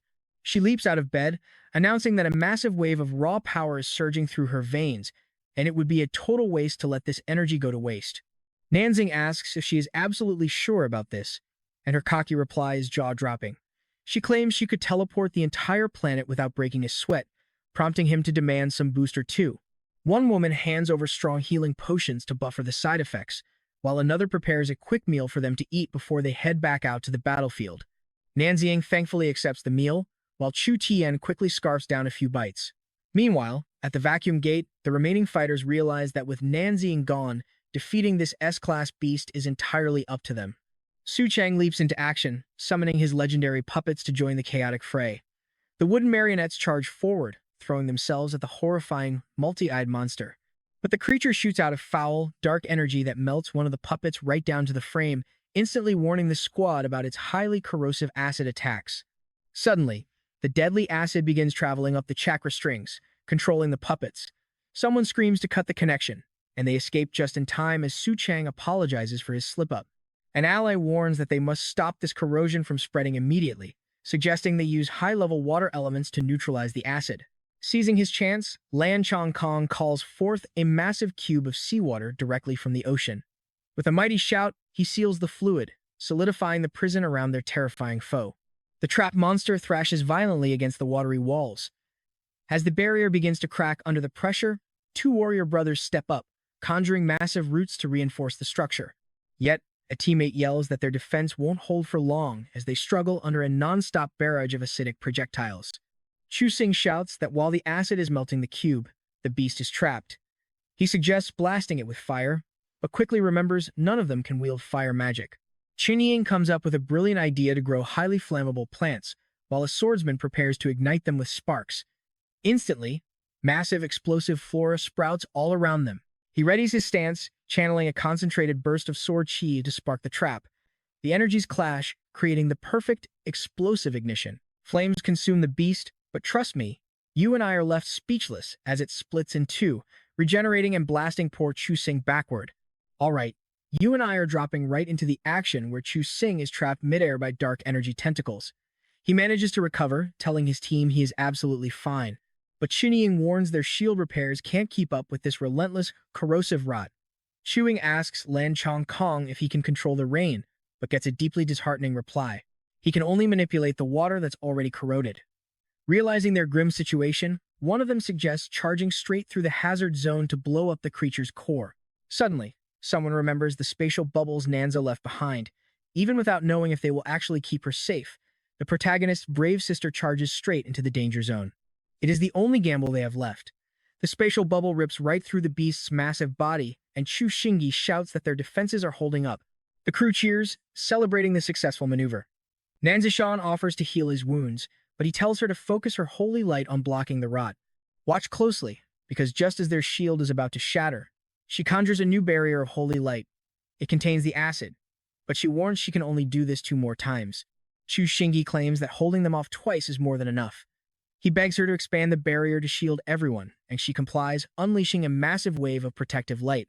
Deep inside the monster, Chu Shingi charges as the light carves a path. Moments later, he finally pinpoints the creature's core. Nanzishan starts to weaken, but tells him not to worry. Another ally warns Su Chong to act fast before the core regenerates, prompting Su Chong to command his puppets to charge. The wood element siblings quickly implant explosive seeds into the puppets. They surge forward toward the target, but before they can reach the core, the creature's insane defenses instantly disintegrate them. But the seeds are already inside. An ally screams for Chu Shingi to detonate them. He immediately unleashes his domain field, clashing his sword energy to scatter the explosive sparks. The sparks strike the core directly, causing a massive explosion from the inside out. The squad quickly dives into a spatial bubble just as the giant water cube threatens to blow. The bubble shields them from the massive shockwave rocking the battlefield. Inside, Such Chang complains, asking when was the last time any of them actually took a bath. Nanzishan claims her family has always valued being clean. Lan Chong Kong takes offense, snapping that while he might look like an old pickle jar, he definitely doesn't smell like one. Chin Sui sheepishly admits the stench might actually be her. She explains her brother called Earth precious, so she stopped washing herself, leaving him looking absolutely mortified. An ally laughs, asking if they still need to squeeze together now that the threat is gone. Nanzishan agrees and pops the bubble, allowing everyone to finally stretch out. She notes an earthy fragrance in the air, but it is nothing like that awful stench from earlier. Chinwei, totally satisfied, decides she definitely does not need a bath. Her brother instantly retorts that is not what they meant. Lan Chong Kong and an ally offer to let her sniff them, but she recoils, shouting it is not them either. Nanzishan muses that once you eliminate the impossible, whatever remains, however improbable, must be the truth. Chu Shingi then asks if she still has energy to heal him. Gently touching his injured arm, she asks if it hurts, before flashing a mischievous smile and saying she'll heal him later. You and I know Such Chang cannot handle being ignored, dramatically screaming that he's dying. But Nanzishan snaps back, telling him that staying quiet won't make anyone think he's mute. Under a tree, he claims he'll happily act as a silent guard dog for his brother's romance, telling the others to head back while he stays on watch. Lan Chong Kong joins him, earning praise for his extreme loyalty. Meanwhile, in Antarctica, Chuchian marvels at seeing real penguins for the first time. Nanzing promises that after this war she will summon their dead friends back, securing both victory and adorable penguins. Standing right before Earth's absolute last source stone mine, he declares this final batch of crystals will easily power their forces until they achieve total victory. He reaches out, absorbing the massive energy locked inside the crystals. With the source stones powered up, he summons the legendary warriors of Antarctica to bolster their 5th line of defense. Ancient spirits instantly erupt from the icy ground. Churchin curiously asks why he summons souls from every fallen country except Solaria. His answer reveals a surprisingly selfish wish. He dreams of a peaceful world completely free of war, where normal, everyday people can finally live without fear of conflict. Chuchin calls him a hopeless idealist, admitting she wants that peaceful day too, mostly to play with penguins. He gently promises her it will happen. Finally, Nanzing decides to pay the Rift Reaper a visit and tears open a teleportation portal. Confronting the beast's army, Nanzing casually jokes that they chose a beautiful spot for a graveyard. The beast introduces himself as the Rift Reaper, claiming he is a massive fan of Nanzing's reputation. Surprised by this polite monster, Nanzing notes his human speech is incredibly clear. The Rift Reaper says he finally understands Nanzing completely, earning a highly sarcastic thank you from our hero. Suddenly, Captain John America bursts in with his troops, proudly declaring America has made the ultimate choice for humanity's future. Raising his heavy hammer, he and his squad scream, "Long live America!" Nanzing, completely disgusted, scoffs that their over-the-top dramatics belong on a movie set in Hollywood. Furious at Nanzing's mocking laughter, the captain snarls, threatening to smash his skull in. The Rift Reaper tells John to fight if he wants, needing to see his true value on the battlefield. As the captain charges, Nanzing brushes him off as a warm-up, inviting everyone to attack. The captain immediately unleashes his knockoff hammer of Thor. Nanzing laughs at the pathetic strike, mocking him for using Thor's name. He then summons a massive calf dragon, asking if the captain has ever seen a real beast. Determined to teach him a lesson, Nanzing casts a forbidden spell, boosting his lightning power to insane levels. A massive golden lightning dragon fills the sky, sending the terrified captain into a panic. The golden beast lunges forward, completely swallowing the captain's puny lightning construct. The captain stares in shock at the colossal beast, unable to process this godlike power. Desperate, he conjures a lightning shield to survive. But the golden dragon tears right through it, leaving him screaming in disbelief before slamming him hard into the dirt, crushing him completely. Watching the beatdown, Chuchian mocks the captain's obsession with greatness, pointing out the giant letters stamped right on his helmet. The Rift Reaper tells the remaining troops that their captain was utterly useless, offering to sweep up the rest of the trash. But the vice captain, Johnny America, steps up, rallying his terrified men for a suicidal, all-out counterattack. Seeing they have zero intention of backing down, Nanzing decides they will be the very first test subjects for his brand new ultimate technique. He fuses and amplifies the devastating wind and sonic spells. Trust me, you and I do not want to be in the shoes of those poor, doomed soldiers. All right, you and I are diving straight into an epic clash. 8 soul-shattering howls shake the earth as Nanzing mocks his enemies, offering to send them to their graves. He summons a protective earth dragon as a devastating blast of sonic waves slams into their shattering defense. A soldier screams as his shield shatters, sending him flying. Gasping for air, he wonders how one single man can possess so many insane powers. Nanzing casually walks over, telling them the answer is simple. If they want greatness, they must keep fighting. He activates his undead summoning, ordering their spirits to rise and defend Kath's 5th line. The glowing spirits of the fallen soldiers rise from the dirt, fully reanimated and ready to defend humanity's final lines once more. Witnessing this godlike power, the Rift Reaper recognizes his true worth and declares that a final, epic showdown is now unavoidable. Nanzing admits this is the most clever alien he's ever faced, almost respecting it. But an enemy is still an enemy, so he commands his spectral army to launch a massive attack. The creature spins through the air with insane speed, proposing a wager.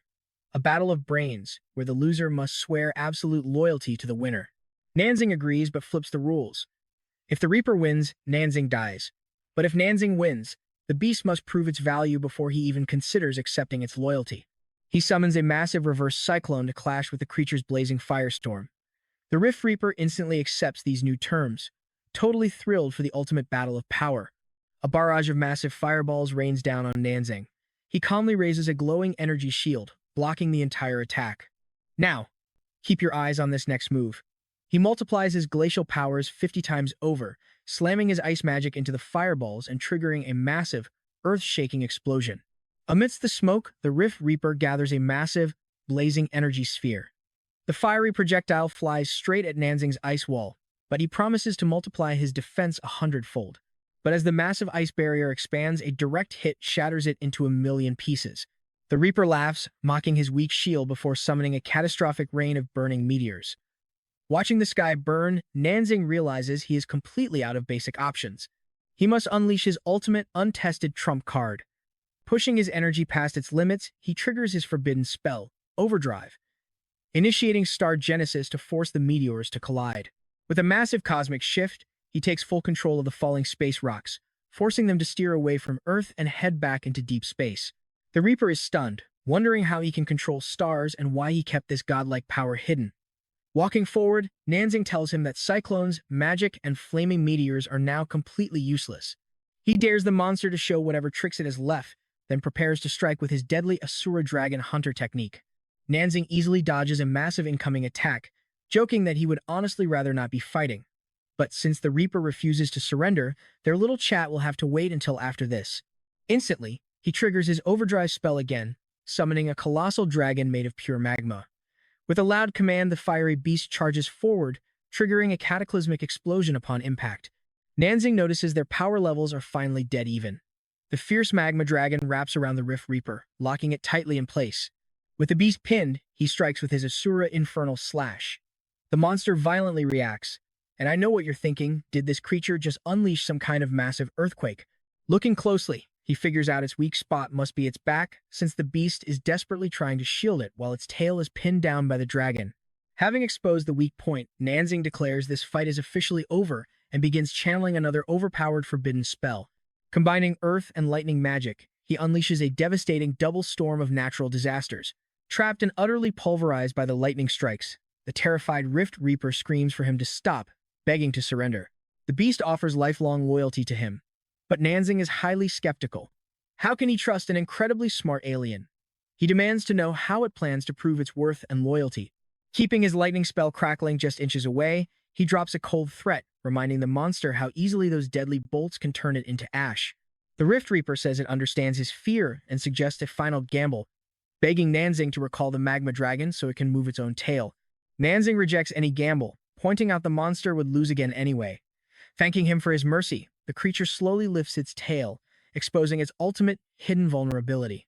It reveals these are its descendants, the final hope for its entire civilization, and begs him to protect them. Stunned, Nanzing wonders if he should accept this heavy burden, and the beast begs him to. Coated in poison, Nanzing raises his blade, demanding proof that these descendants are not actually a hidden weapon, or if this is all a trick to launch an even bigger alien invasion. Without warning, Nanzing slashes the beast's exposed back, causing dark blood to spray from the massive wound. The Rift Reaper gasps, explaining it turned off all its defenses to prove its sincerity, and asks if Nanzing finally trusts it now. Nanzing admits he only trusts it halfway, demanding to know why it went this far. The beast explains that their races are actually equals, both pushed to the absolute edge of total extinction. It claims to hate the real invaders just as much. Nanzing scoffs at the irony of an invader calling itself an ally, asking how far it will go just to stay alive. The Reaper replies that Nanzing only doubts him because he does not yet know the horrifying truth behind the 10,000 races invasion. It reveals that everything is just a sick game run by cosmic gods called the Celestials, and Earth is merely their arena for a pre-duel cleanup. Hearing this, Nanzing asks if humans are seen as nothing more than bugs to be crushed. The Reaper confirms his fears, and Nanzing demands to know more about this celestial threat in the beast's own world. The creature begins explaining that his species, the Sky Scorpions, once ruled over their peaceful homeworld, planet N66. Millions of years of evolution and ancient wars eventually built a society of pure harmony, but that peaceful era shattered when a single celestial entity descended from the stars. It ordered them to join the 10,000 Races tournament. When they refused, a brutal army massacred them. The scale of a celestial's power was completely beyond anything they had ever imagined. Their entire people fell one after another to an entity commanding all cosmic elements. The entire planetary war lasted less than 30 minutes. They chose total destruction over a lifetime of slavery. As the last survivor, he was labeled a traitor, but he refused to let his civilization die for a twisted game of celestial hunting. An entire race gone in 30 minutes. As Nanzing asks why the Reaper is betting on him, you and I are left wondering what comes next. Alright, you and I are jumping right into the action, as the Rift Reaper reveals a shocking celestial aura inside Nanzing. The beast explains that Nanzing's incredible elemental control is absolute proof of this cosmic connection. Now, our hero is forced to grapple with his mysterious past life and sudden rebirth. He wonders if his reincarnation is tied to these terrifying celestials and their ultimate goal. Even more bizarre, the Reaper sensed a piece of his own alien civilization inside Nanzing. That is why the beast chose surrender over death. When Nanzing questions his worth, the monster claims he can wipe out any alien below S rank and master the Void Gates. Nanzing lays down a strict contract. The beast must obey every single order until the war ends. In exchange, he promises to send the creature back to its home planet. Deeply grateful, the monster bows low in submission. Nanzing then calls out to Chuchian, signaling it is time to head back. She arrives instantly, completely shocked to see the beast still breathing. Nanzing casually introduces him as Reaver, their newest squad member. He asks her to warp them back to the battlefield, promising to explain everything on the way. Chuchian nods, activating her spatial teleportation magic. A shimmering portal rips open right before them, but she quickly realizes that Reaver is way too massive to fit inside the gateway. Reaver apologizes, explaining he can easily shrink down into a human form, though it will temporarily block his combat powers. Nanzing is perfectly fine with this trade-off. The beast's massive frame begins to warp and shrink, transforming right before their eyes. His silhouette shifts into a bizarre, alien design, and he asks if they like the look. Chuchian flatly admits that, for some reason, she suddenly has an intense urge to punch him. Nanziying, face-palming, confesses that his own fists clenched up automatically as well. Laughing it off, Manziying asks him to try for a male human form that actually fits Earth's standards. Swirling energy surrounds Reaver once again as he attempts a second transformation. Now pay attention because when Reaver shows off his second form, our heroes are left completely speechless. A second later, they both lunged at him in absolute panic. Why on earth is his tail growing from the front of his body? Reaver quickly apologizes, realizing he still has a lot to learn about human anatomy. Nanziying finally sighs in relief, admitting this look is way better. Chuchian tosses him some spare clothes, which the alien accepts with polite, refined gratitude. Meanwhile, back at the Void Gate, Lan Changkong notes that the gateway has been quiet for hours. Chu Xingyi agrees, observing a clear pattern. Suddenly, a dimensional rift tears open, proving him completely right. Instantly jumping into battle stances, they yell out, demanding to know who goes there. But they quickly freeze upon seeing a terrifying, non-human silhouette. To their surprise, Nanziying steps out, casually introducing their brand new ally, an S-rank alien named Reaver. The defenders are left totally speechless as the creature explains they can relax. He explains that these gates usually only open at dawn. When Nanziying asks how to shut them down, the alien reveals that every race has its own unique passage. To stop them permanently, they must cross over to the other side, eliminate the invading army, and completely destroy their main teleportation hub. Nanziying wonders if the aliens could simply rebuild their base. Reaver nods, but explains that the cosmic rules of the game strictly forbid any reconstruction. Once the hub is smashed, those mysterious celestials will literally wipe out the entire failed race. While the team debates whether they can even stand against such a terrifying threat, Nanziying breaks the tension, saying they should just take things one step at a time. Chu Xingyi agrees, suggesting they head back to the cabin to rest, since nothing will attack before dawn. You and I both know they need a break, so Chu Tian teleports them back to the cabin for a massive feast. Sunli laughs, amazed that yesterday's mortal enemy is today's dinner guest. Susan smiles warmly, agreeing that making new friends is always a great thing. She tells Reaver to relax and make himself right at home. The alien repeats the words to himself, taking the hospitality extremely literally. Without warning, he dives face first into the table, vacuuming up every single scrap of food in seconds. Covered in grease, he innocently asks if he was too polite and could get seconds. As the angry crew immediately dogpiles the greedy alien, Susan just shrugs, laughing that their human culture is wide, and he has a lot to learn. The hilarious chaos ends with Reaver being tossed straight out the front door. Covered in bruises, he sighs, wishing he had just ordered 10 tables of food from the start. Left with zero dinner, the hungry group has no choice but to fire up the grills and start over with a massive, delicious barbecue feast. Chinying and Chinwei use their plant magic to instantly grow and harvest fresh vegetables, while Lan Changkong washes them clean in a flash. Then, Chu Xingyi and Sunli slice everything up like master chefs. For the grand finale, Nanziying takes the spotlight, using his raw electrical powers to roast an entire pig's head to perfection. Reaver watches like a hungry hawk, utterly determined to behave this time. Nanziying firmly warns him that he must wait for the leftovers after everyone else is finished. Once they are full, Nanziying reveals their bold game plan. Tomorrow, they enter the Void Gate, and Reaver is officially on guard duty to destroy any emerging enemies. When they wonder how they will survive another S-rank threat, Suchang coldly suggests using the pile of corpses outside with Reaver's special abilities. Though the others complain about his dark sense of humor, Suchang just shrugs, knowing he got his point across. Meanwhile, Sulang and Chenier beg for permission to head out and train right away. They argue that knowing the enemy's spawn cycles will help them power up much faster. Nanziying agrees, assigning them to Suchang's squad, while he, Chu Tian, and the elite force get ready to invade the rift. Zhu Yuan then wisely suggests they all share the combat secrets they learned over the last 2 days. The entire team dives into deep strategizing, sharing ways to optimize their unique skills, craft lethal poisons, evolve their magic elements, and brew powerful healing potions. The next morning, the dimensional rift explodes, releasing a wave of terrifying monsters. Nanziying commands the squad to prepare for war, telling Chu Tian to warp them right into the chaos. She quickly triggers her portal link. A blinding portal opens, and she waves them through. Stepping onto the other side, the team is instantly hit with heavy, nauseating dizziness. Nanziying commands them to steady their breathing.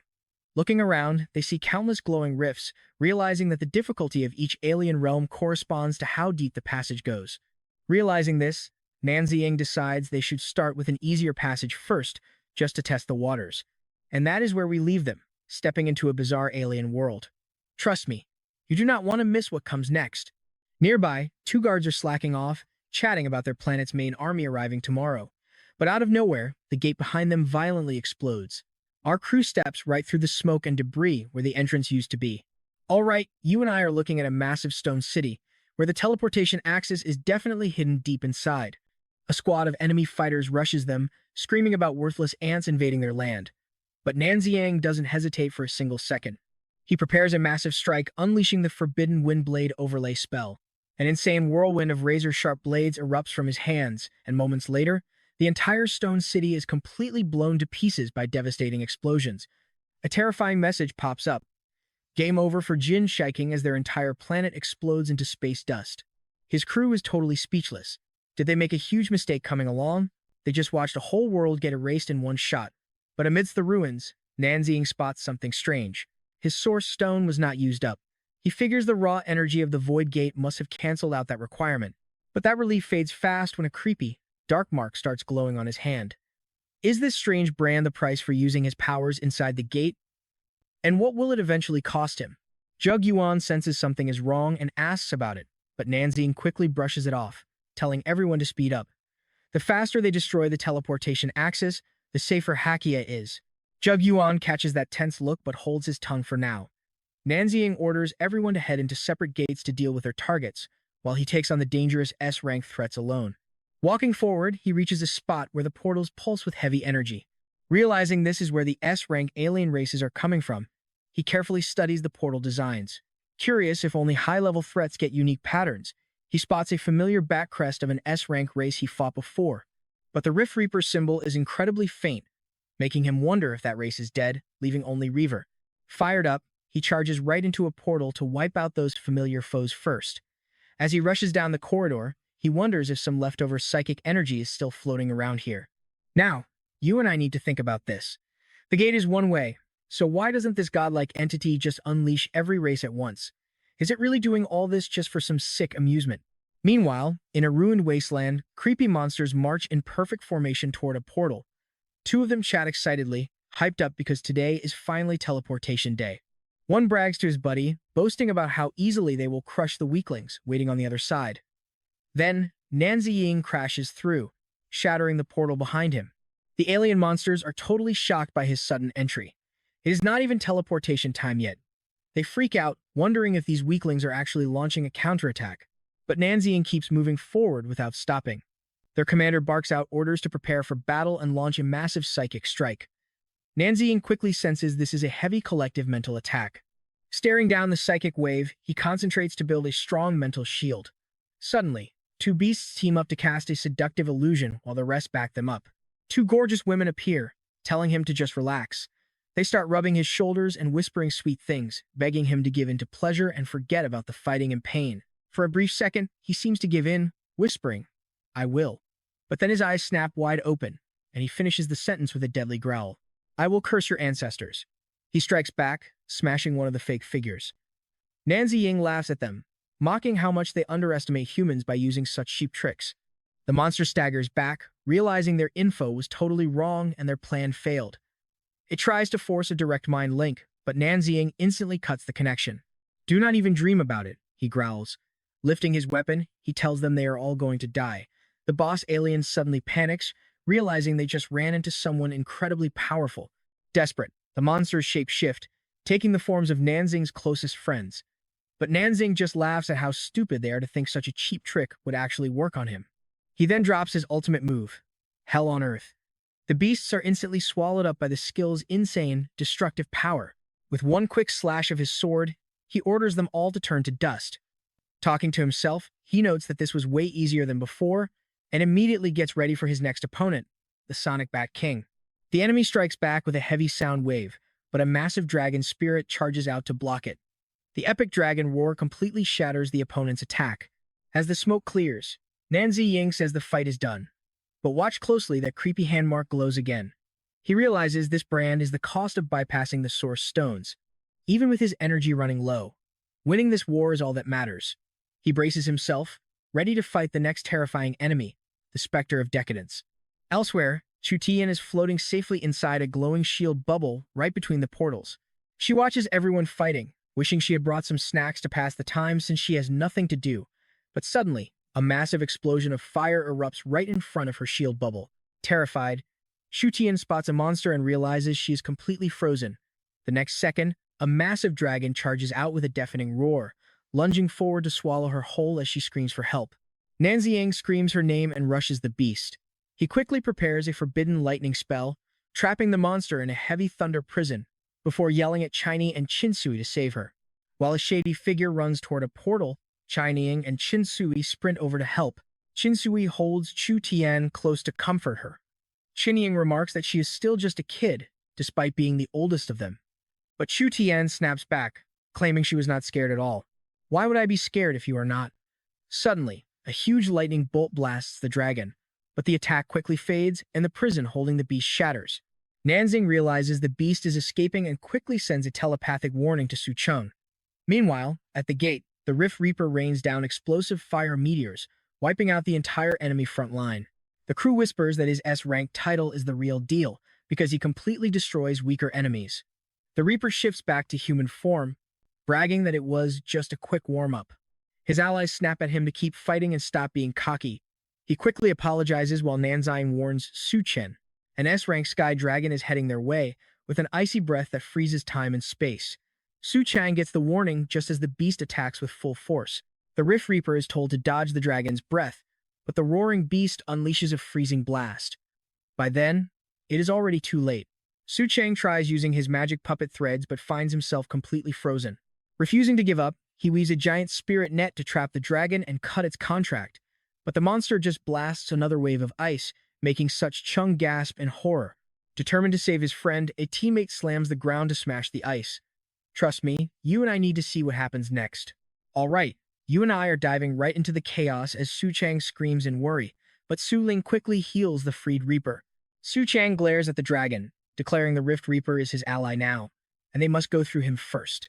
This deeply moves the Reaper, who murmurs about comrades. Su Ling, being her usual practical self, scolds him to stop crying over a tiny scratch, while Chenier warns Su Chang to dodge the breath, freezing them for 10 seconds. Su Chang just scoffs at their paralysis skills, bragging his ancestors mastered those before their dragon race even hatched, making the beast roar in fury. But Su Chang just summons a massive army of puppets. As they transform into deadly shapes, Chenier yells out a warning to watch out for their claws. The dragon takes a beating from the piercing strikes but swings its giant tail, slamming right into Su Chang. Realizing their talking is too slow, Chenier decides they need a new strategy. Right then, Su Chang triggers their perception link to share senses. Instantly, Chenier activates the full power of her Eye of Prediction, shouting that she can only hold it for 10 seconds. Seizing the opening, Su Chang orders the Rift Reaper to cover them. The Reaper acts fast, raining down another deadly barrage of celestial fire meteors. At the same time, the dragon fires its freezing breath, but Su Chang lunges straight forward, throwing his celestial net to tear the monster into tiny pieces. He tightens the celestial net, forcing it to crush the beast. Pulling the glowing threads with everything he has, he roars for the dragon to be completely ripped apart. The dragon fights back, charging energy in its mouth. But Su Chang spots the glowing reverse scale on its forehead, causing regeneration, and begins predicting its next move. The beast tries to fire, but Su Chang shuts it down at the absolute last second. Pulling the threads tight, he rips the reverse scale right off, promising to turn this dragon into a worm. Clutching the scale, he claims it as his own. The dragon's massive body starts crumbling to dust, and Su Chang declares the fight finished. But this victory demanded way too much energy. Now pay attention here, Su Ling and Chenier suddenly collapse, dragging Su Chang down as he catches them both in a panic. Worried, the Reaper rushes to help carry them. But Su Ling says it is not necessary. She conjures a protective healing dome around them, and Chenier gladly whispers that they are finally not a burden anymore. Su Chang thanks them for breaking the deadlock, but they remind him that nobody is expendable.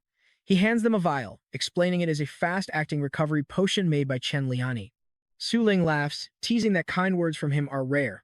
While Chenier jokes, she thought his mouth only knew how to bark. Su Chang just stares in complete disbelief. Once the girls recover from the highly potent medicine, he asks what their next move is now that they are fully healed. Smirking, Su Chang says he is running away from the girl, complaining about his kindness, suddenly scooping her up. Su Ling sighs at them, calling them both incredibly childish. The Reaper notes it reminds him of chasing sunsets back on his home planet. Meanwhile, Qinying and Qinsui prepare to test their ultimate new moves on the final teleportation axis. Qinsui summons the Abyssal Wood first, followed by the Sky Pillar Tomb Seal. Right away, Qinying strikes with his Earth Root Annihilation, causing the entire temple structure to crumble. The siblings' combined ultimate attack triggers massive consecutive explosions. Qinsui loves the devastating damage of their new move, and Qinying agrees, giving Sucheng credit for the concept. She notices her brother's aura has grown, which he credits to the high spiritual energy nearby. Qinying decides that once they are done, they will head to the rank area. But first they need to recover energy and invent even more broken techniques.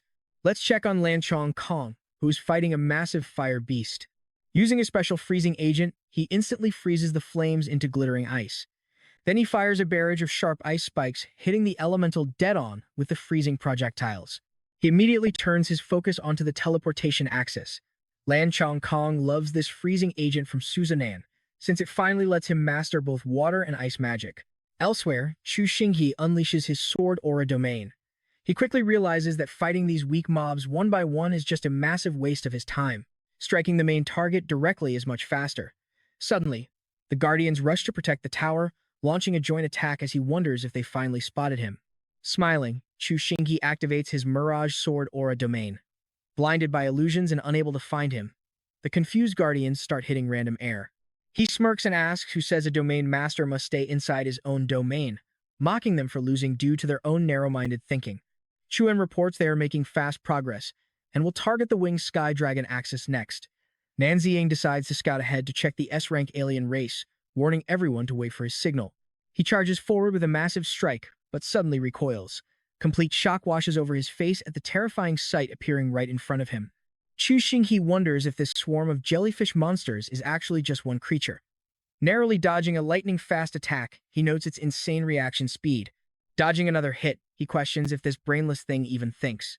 Chu Xinghe charges with his sword drawn, delivering a heavy blow to the monster. But the force blows back his hand, knocking his sword away as dense poison smoke erupts. Jumping back, he realizes the beast is shooting more than just lightning. Its attack is highly corrosive. He quickly tells Chuan to deploy a spatial bubble, and she instantly triggers the skill, wrapping a barrier around him. Seeing the beast heal, Chu Xinghe knows physical attacks won't work. He needs to use forbidden magic. Activating an ice formation, he shoots frost forward, praying it can freeze this creature. But the ice doesn't even dent this strange life form. Left with no choice, he casts another forbidden spell, summoning the roaring flame dragon. The fire dragon hits the beast directly, but only makes the toxic mist worse. He watches in horror as the venom starts eating away at his protective shield. Worried, he yells for Chuan to reinforce the barrier, which she does immediately. Next, he launches a focused soundwave spell, but is shocked to see the monster absorb that too. The monster reflects his own strike right back at them. Knowing Chu Tian cannot hold the shield forever, he has to decode its behavior and end this battle quickly. Trying a different approach, he casts the 30,000 Lightning Tribulation spell to shock it, but the monster just eats up all the lightning effortlessly. Desperate, he tries to detonate the swallowed energy from the inside, but instead of exploding, the creature actually grows stronger, while Chuan warns him the barrier is failing. She can't hold the shield anymore, while his arm throbs from spell recoil. Trust me, you and I are going to want to see how he survives this.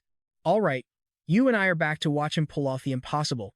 Gathering his energy for one last forbidden spell, Chu Xinghe decides to reverse the attraction, directly ripping the lightning element right out of those beasts. The enemy's energy is completely torn away and pulled into his hand. He compresses the power into a tight sphere and tells Chuan to coordinate the teleportation. She confirms she is ready. Chuan takes aim, preparing to hurl the dense sphere, ordering her to teleport it straight to the opposite gate to unleash its full devastating force. Meanwhile, somewhere else, a massive dragon monster emerges, roaring that it will devour everything to become king. But its celebration is cut short by a massive projectile flying its way. The beast scoffs, calling them mere ants, just before the energy blast slams straight into it. Meanwhile, back on the main battlefield, Chuan collapses, gasping that she cannot hold on. Chu Xinghe screams out her name as the protective barrier shatters.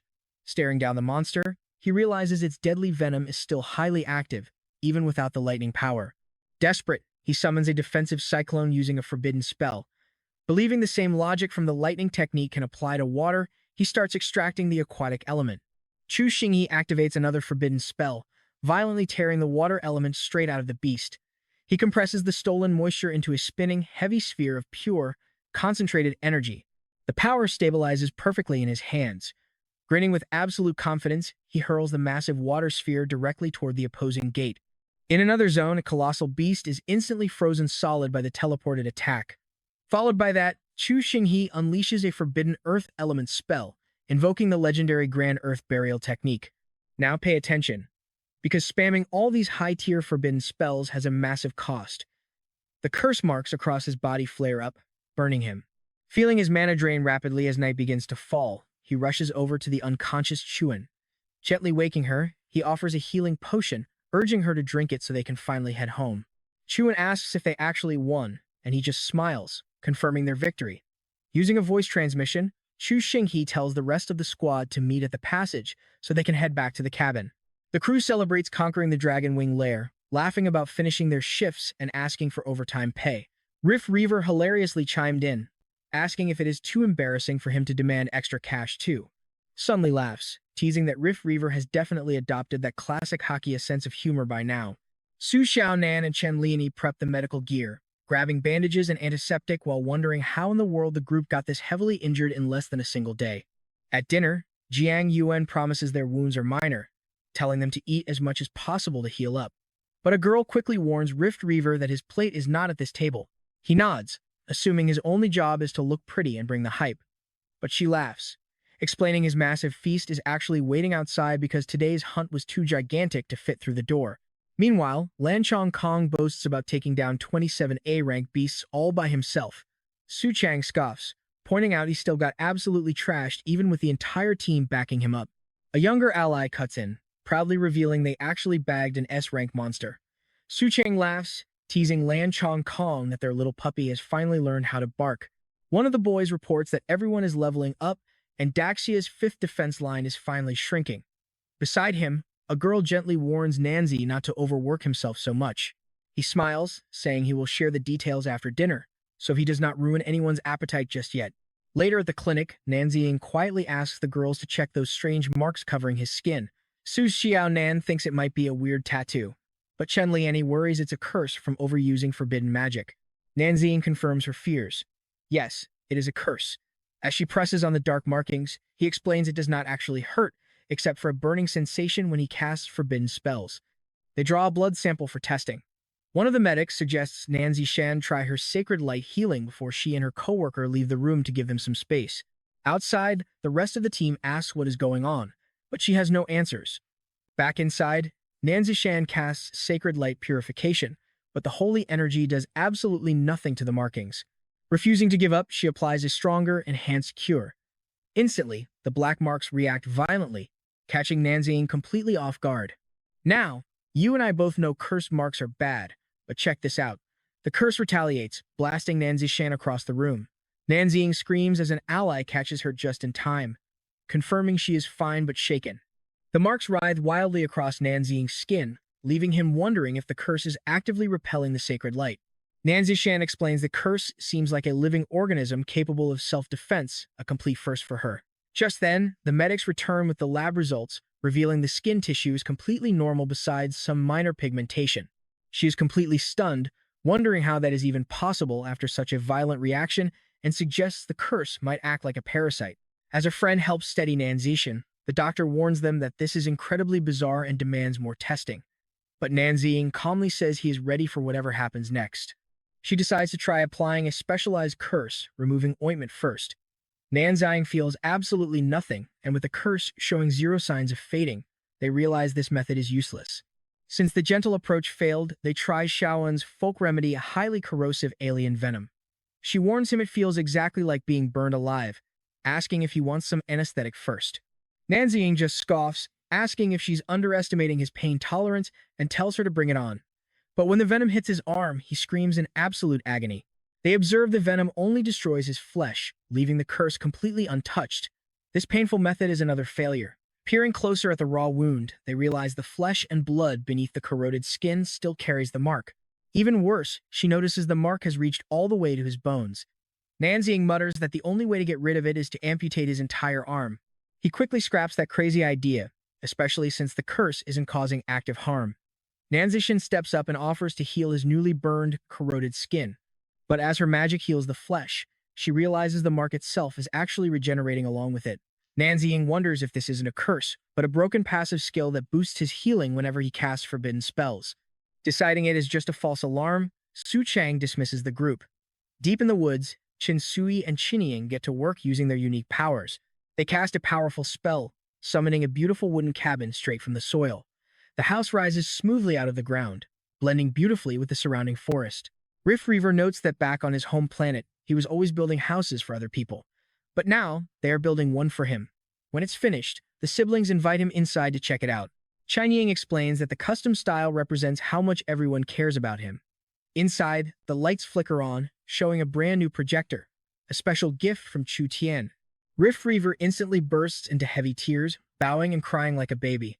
Chinsui and Chinying laugh, teasing him for being way too emotional and dramatic over the gift.